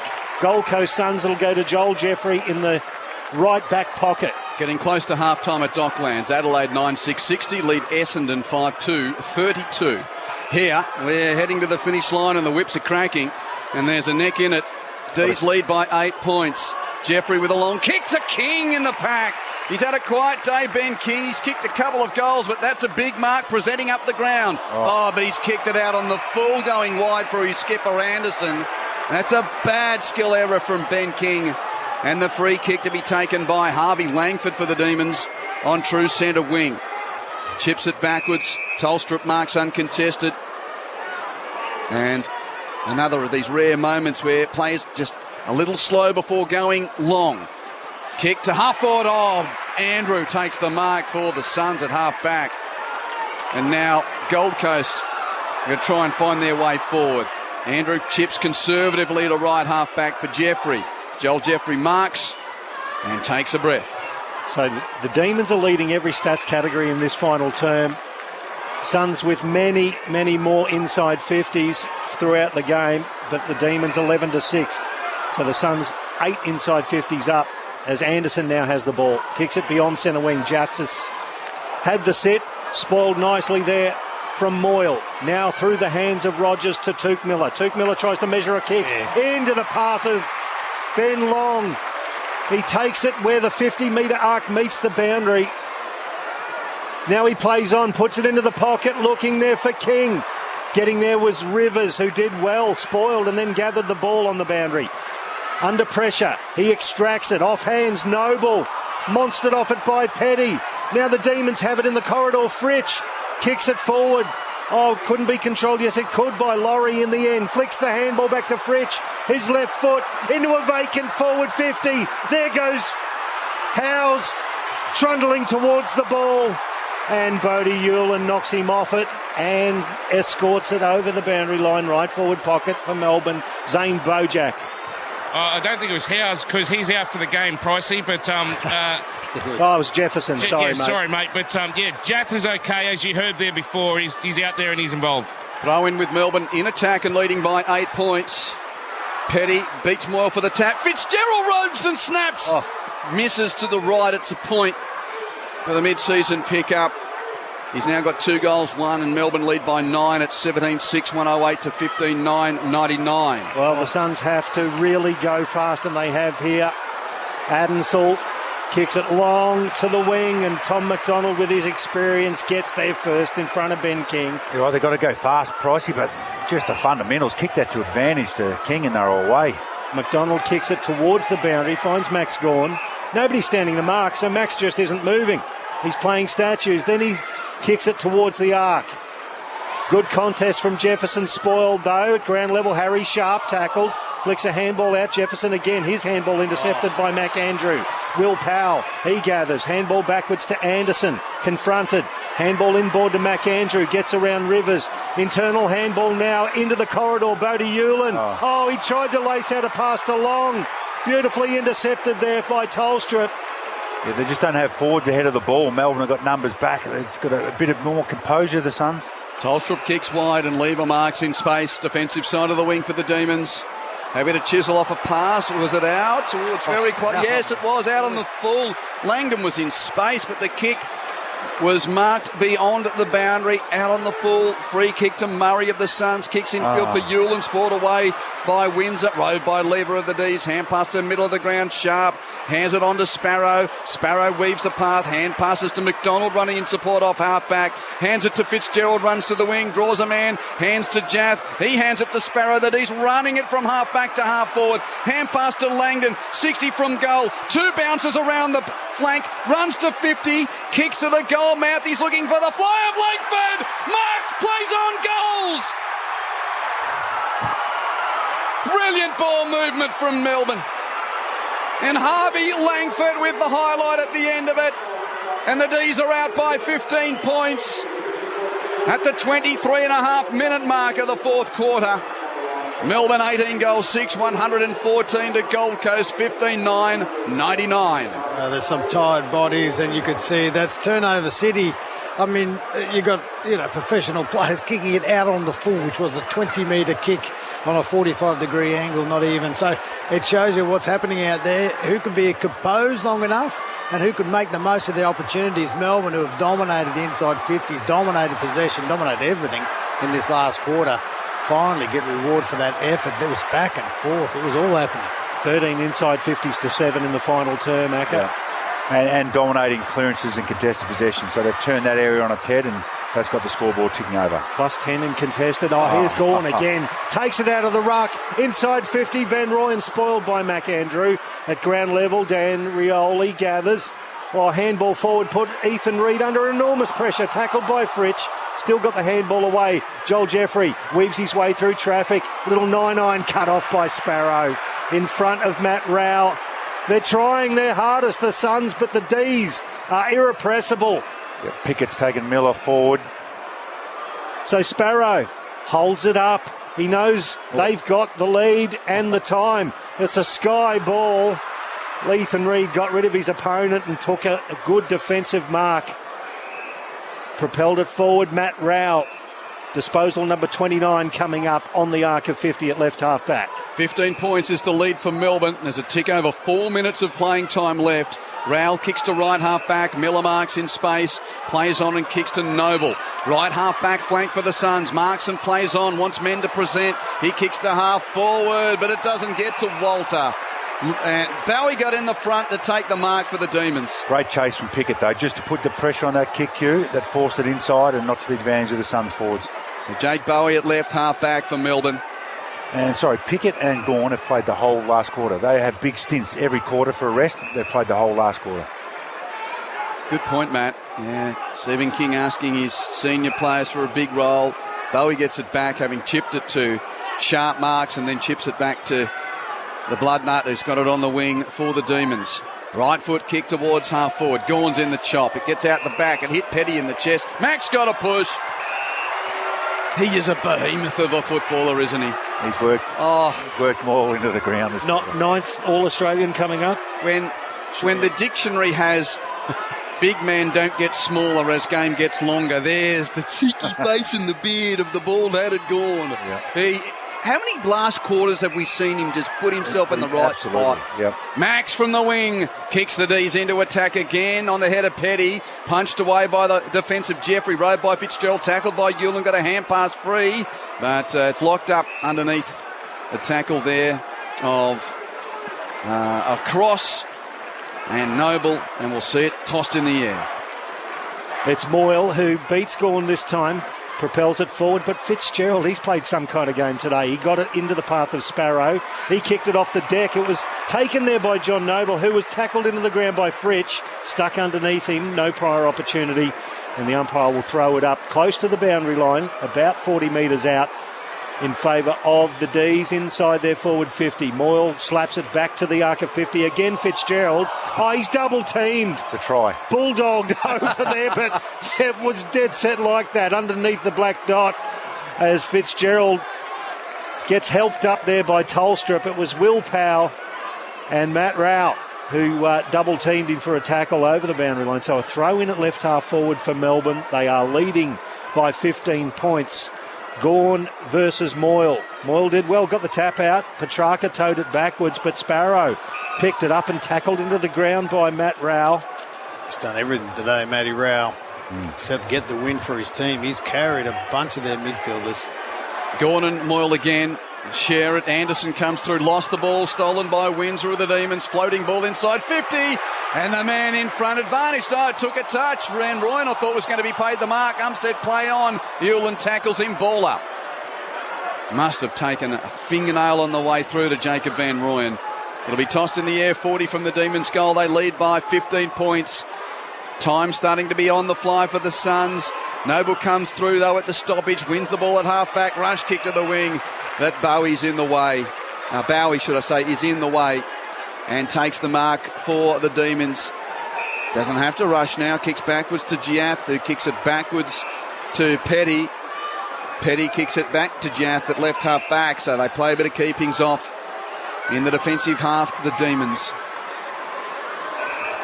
And Chankuth Giath with his right boot now called to play on.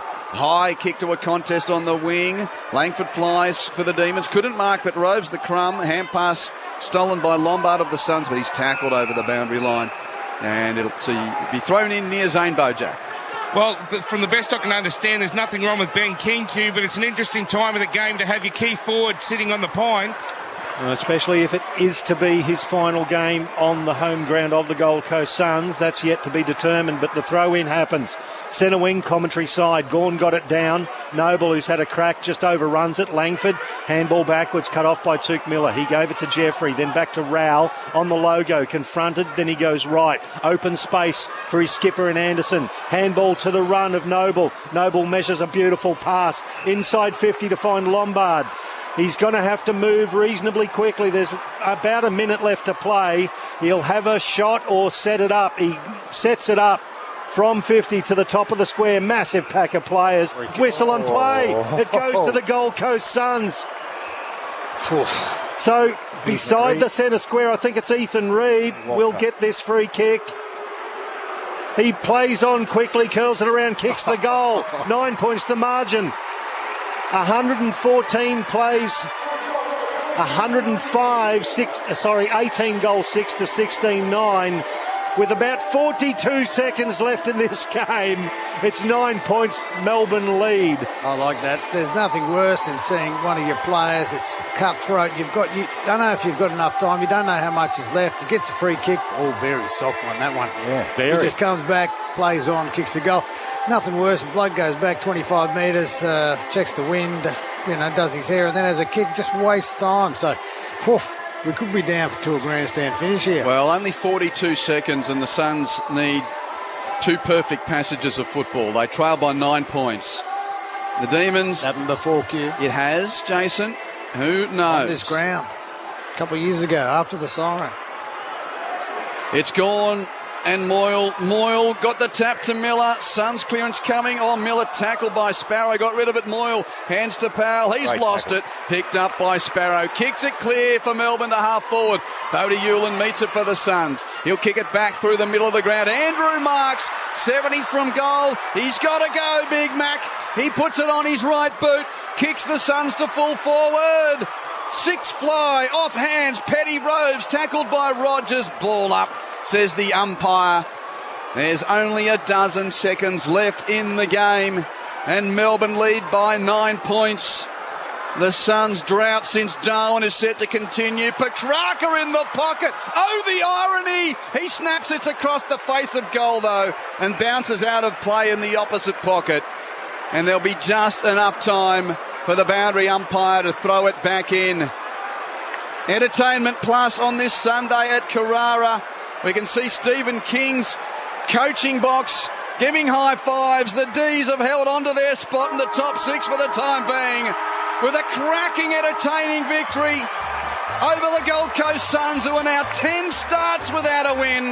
The D's have won a bottler by 9 points. It's a grand old flag, it's a high-flying flag, it's the emblem for me and for you. It's the emblem of the team we love, the team of the red and the blue.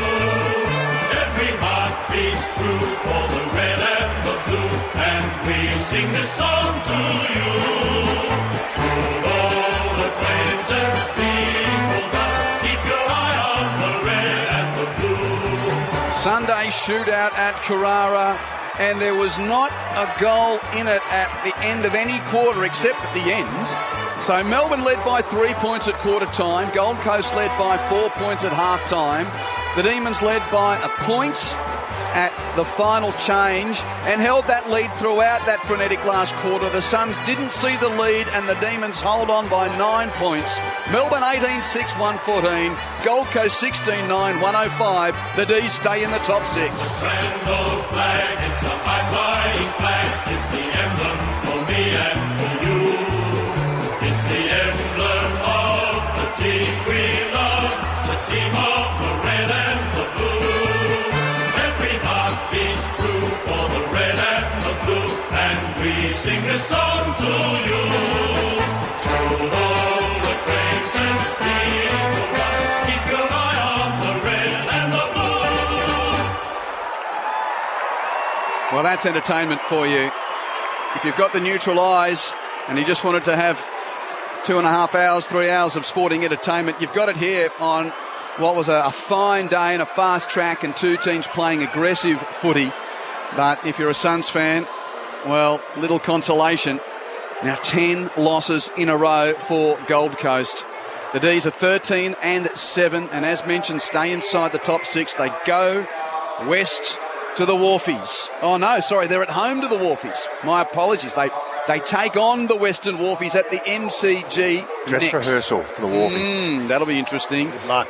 Suns go to the Expansion Cup at Monaco. I think you're going to that game too, aren't you, Matt? They play the Giants next. Gold Coast 0-10 since Darwin. Melbourne 18-6, 114 to Gold Coast 16-9, 105. For the D's, Jacob Van Rooyen kicked 3 goals. Harrison Petty kicked 3 goals. 2 goals for Caleb Windsor, 2 for Harry Sharp, 2 for Bailey Fritsch, 2 for Joel Fitzgerald. Single goals to Harvey Langford, Bailey Laurie, Tom Sparrow and Keziah Pickett. Gold Coast 16 came through. 3 to Jed Walter, 3 to Ben Long. 2 goals each for Bailey Humphrey, Ethan Reid and Ben King.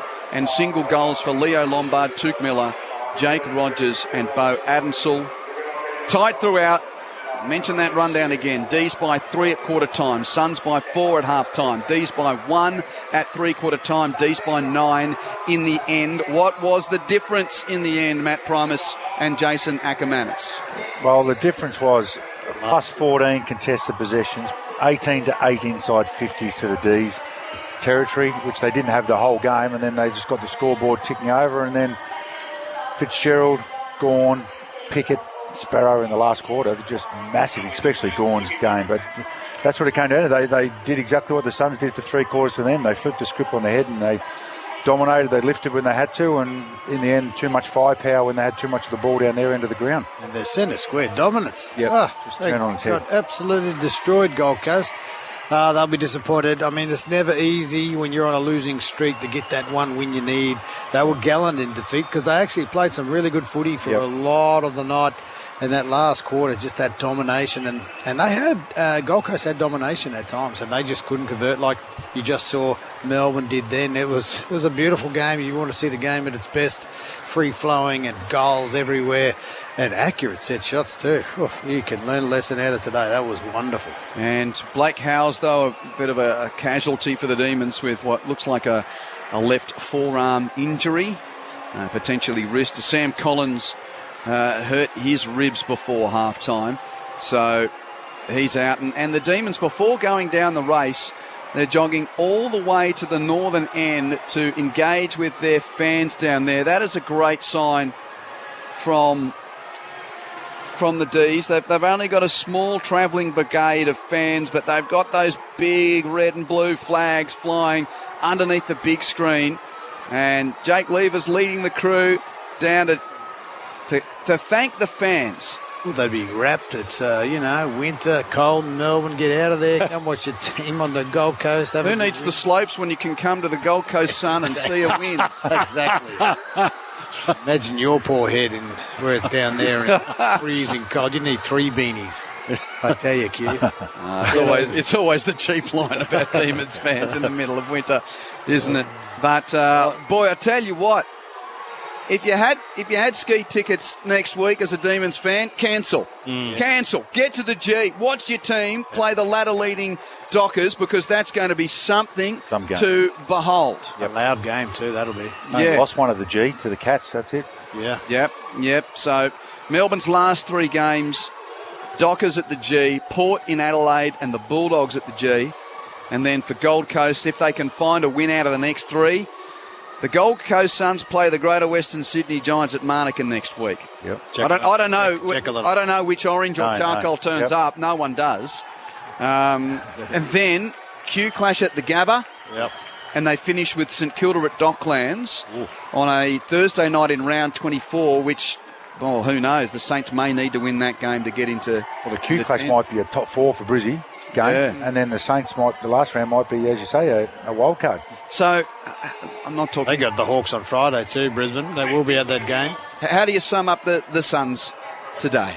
What they have been the last 3 weeks, they've hard to play against. They've got half their mojo back, but the previous 7 weeks they were really disappointing and easy to play against and getting slaughtered. But they've found a bit of that, and their stoppage stuff's got better. Their team defence, their offence hasn't got. Today it did, because Melbourne are allowed to do that. So there's green shoots there, absolutely. But the longer you go without a win, and we've all been involved in teams, you forget how to win, and they're forgetting a bit how to win. Outside of the shellacking to Adelaide, 4 of their last 5 defeats have been 6 points to Collingwood, 9 points to the Bulldogs, 13 points to Carlton, and 9 points today to the Demons. See, they're doing a lot right. So it's hard. It's hard to coach when it's like that too, Matty. What else does Dim have to say? Guys, we're doing so much good. It just and they're good teams, aren't they? Melbourne, Bulldogs, Carlton, and Collingwood. There's a good 4 teams of the comp.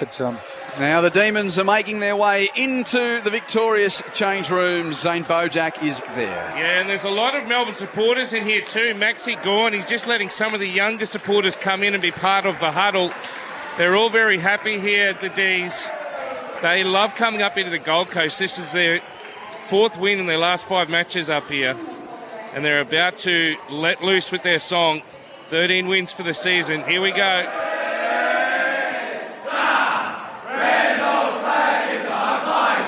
It's the emblem for me and for you. It's the emblem of say we love. The red and the blue.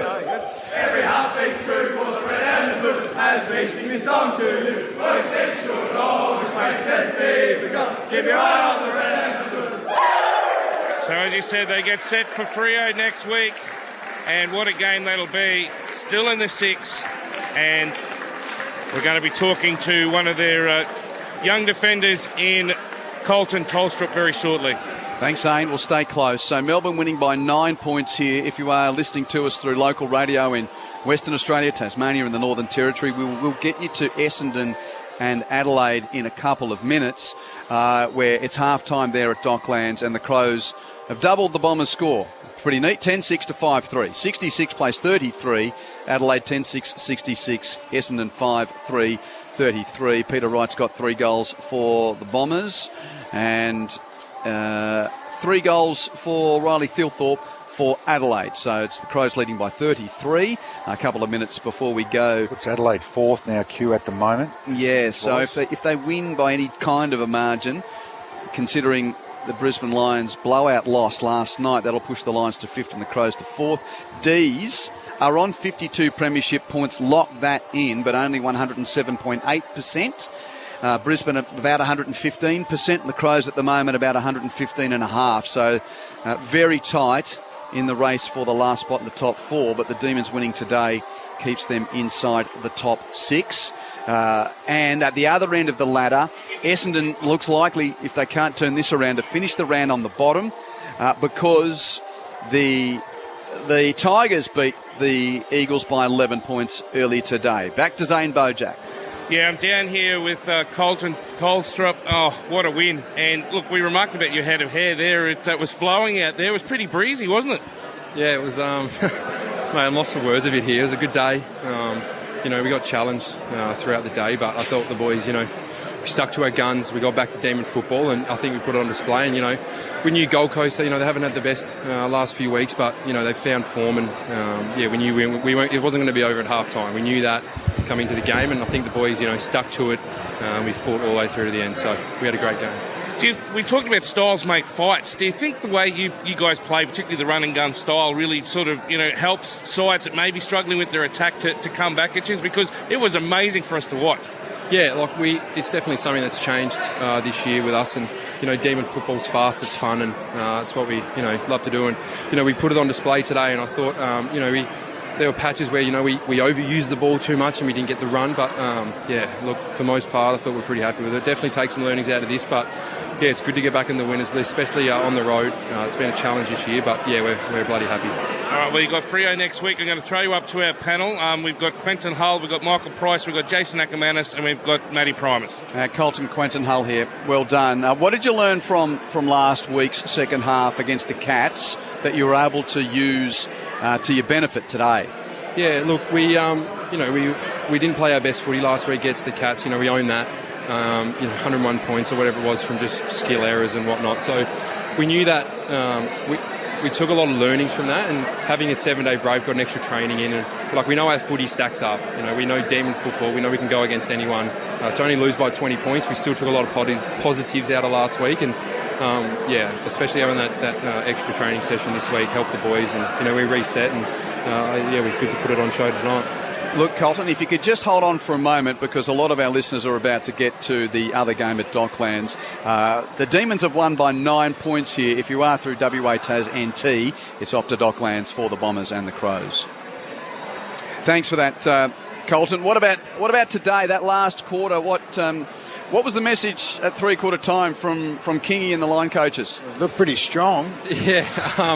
Kingy, his messaging's always clear. It never beats around the bush. He gives you what you want to hear, and we knew exactly what we had to do in the last quarter. And as I said a bit earlier, we knew it wasn't going to be finished at half time. We knew we had to fight to the end. And Gold Coast, I think they've lost a few in a row now, but they're finding form late, and we knew they were going to come, and we knew that if we just stuck to our football, we'd get it done. And we were pretty positive at that third quarter. The boys are starting to open it up, and we just had to keep swimming, and that's what we did. KT, Jason Ackermanis here, mate.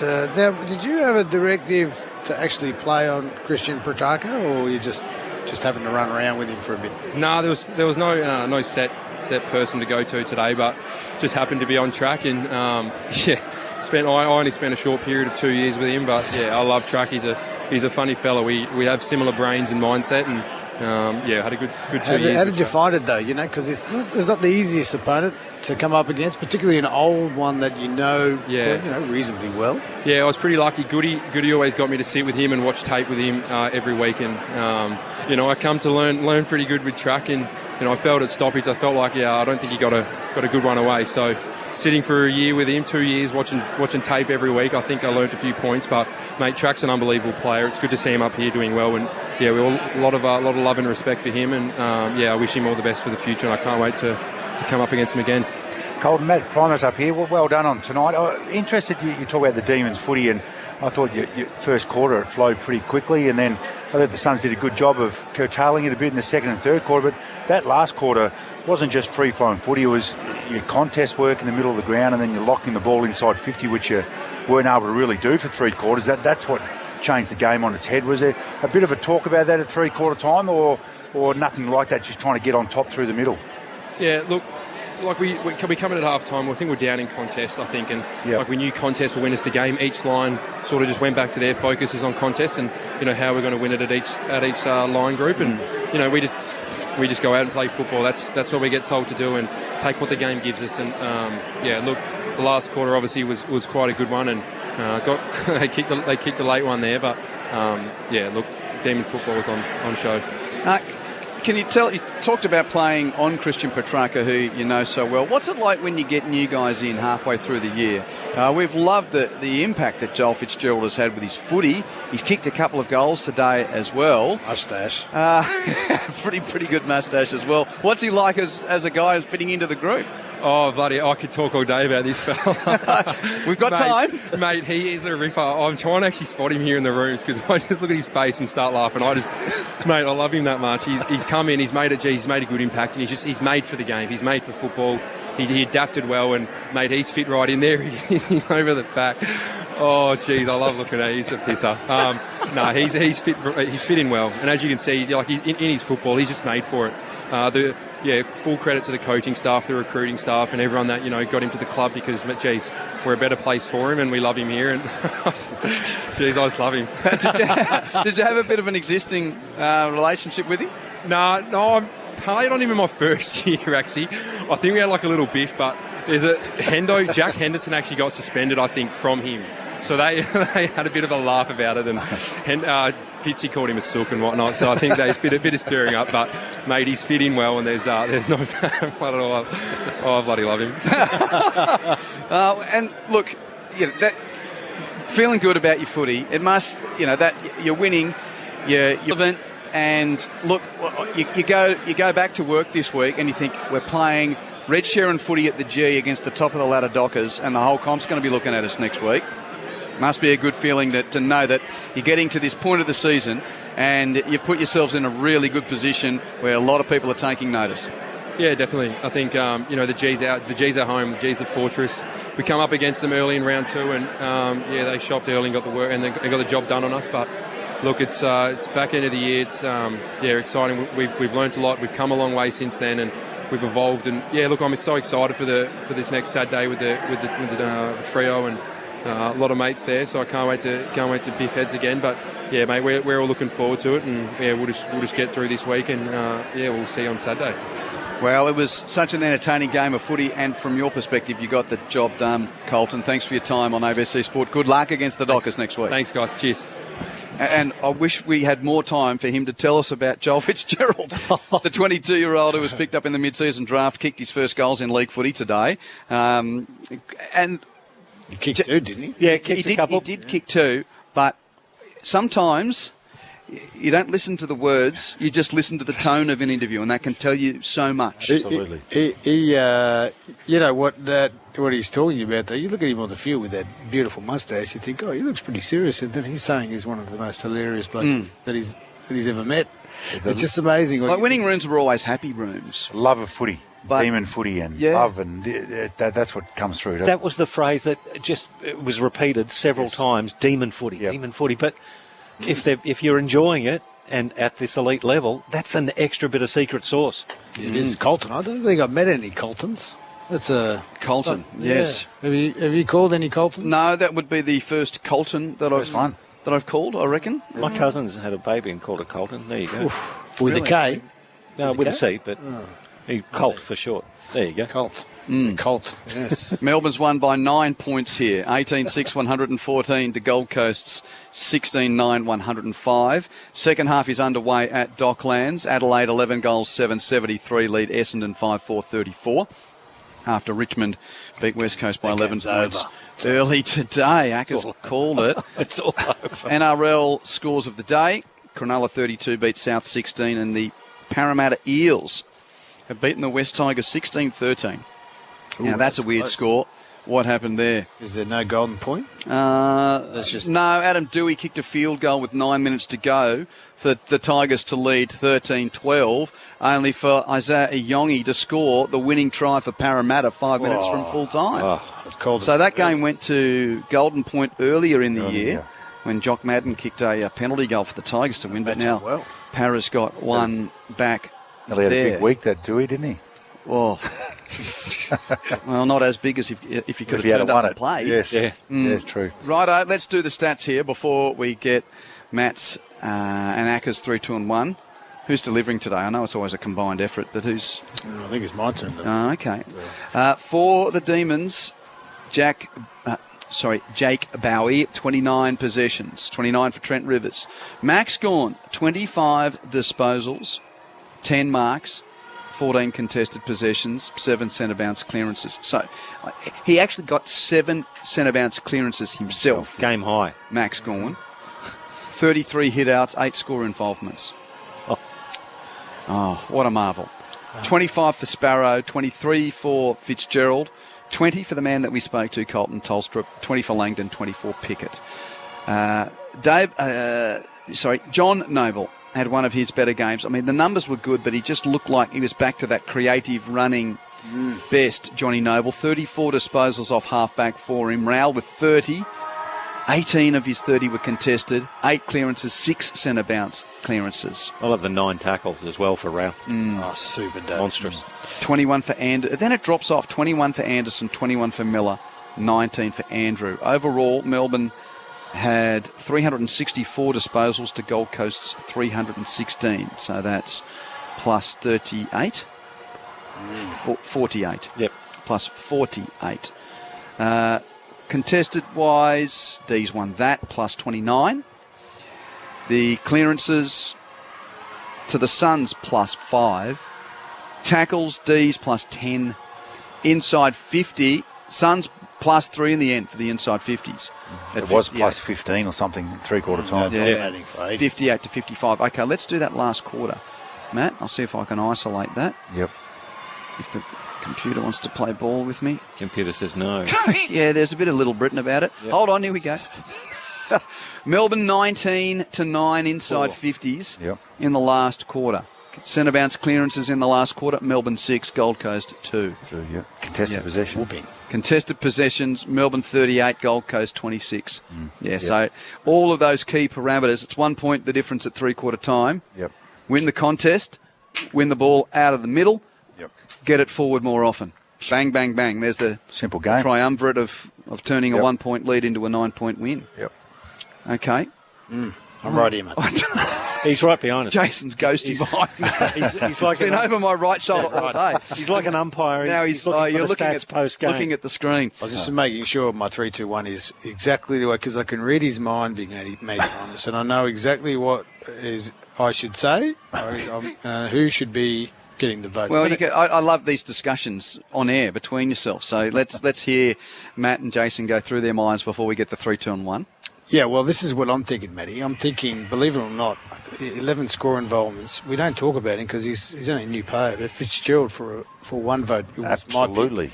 Two votes was Matty Rowell because he carried that team all day. Yes, correct. All one day. there, 2 there, and 3. And 3's got to go to Max Gorney. He was fantastic. Jeez, you're a when smart it mattered, see? You're a smart bloke. I told you, absolute superstar today, Max. When you needed him, he was there even more. That last quarter was enormous. Didn't go off, didn't get a break. Yep. Looked exhausted at the end, and so he should. He's just fantastic today. That's 3 votes to him.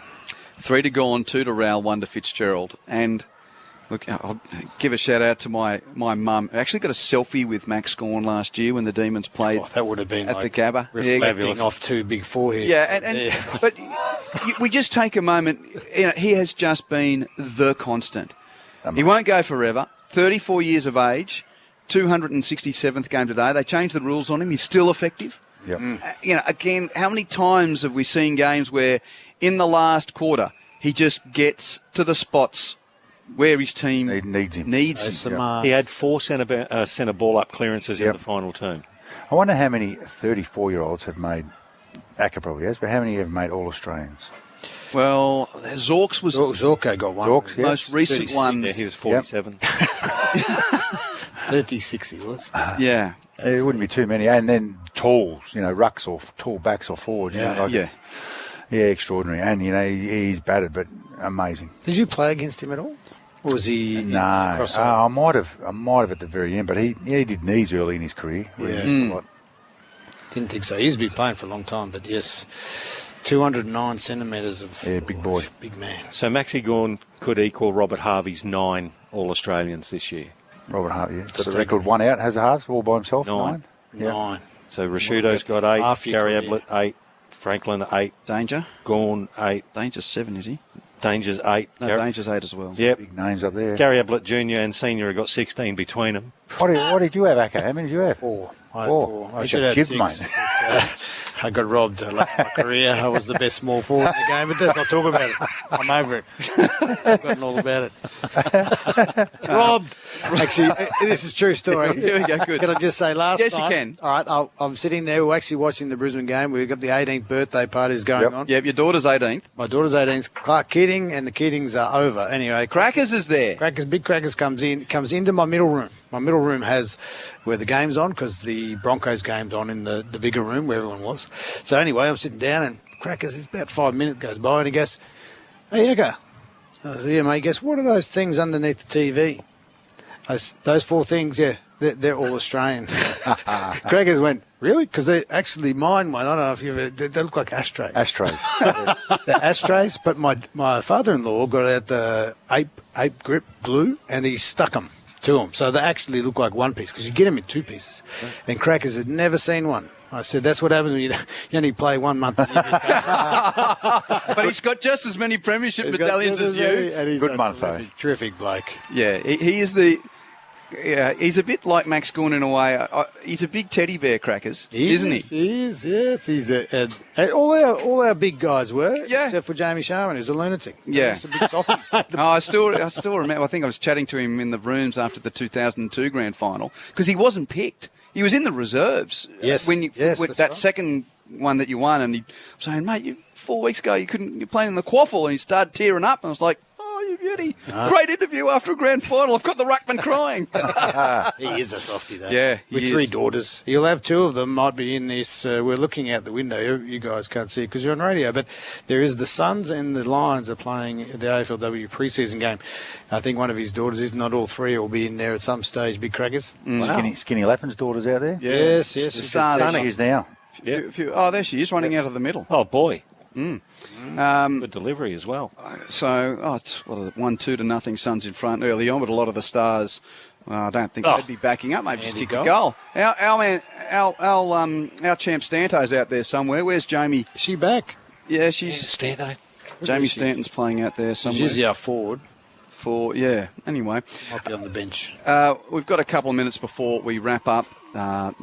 Demons by 9 points here. So if you want to hear that Adelaide versus Essendon game, go to ABC Listen and look for the red and blue button, the AFL icon there, and you can hear the end of that game. It's looking pretty much one-way traffic, though. Adelaide by 38 points early third quarter.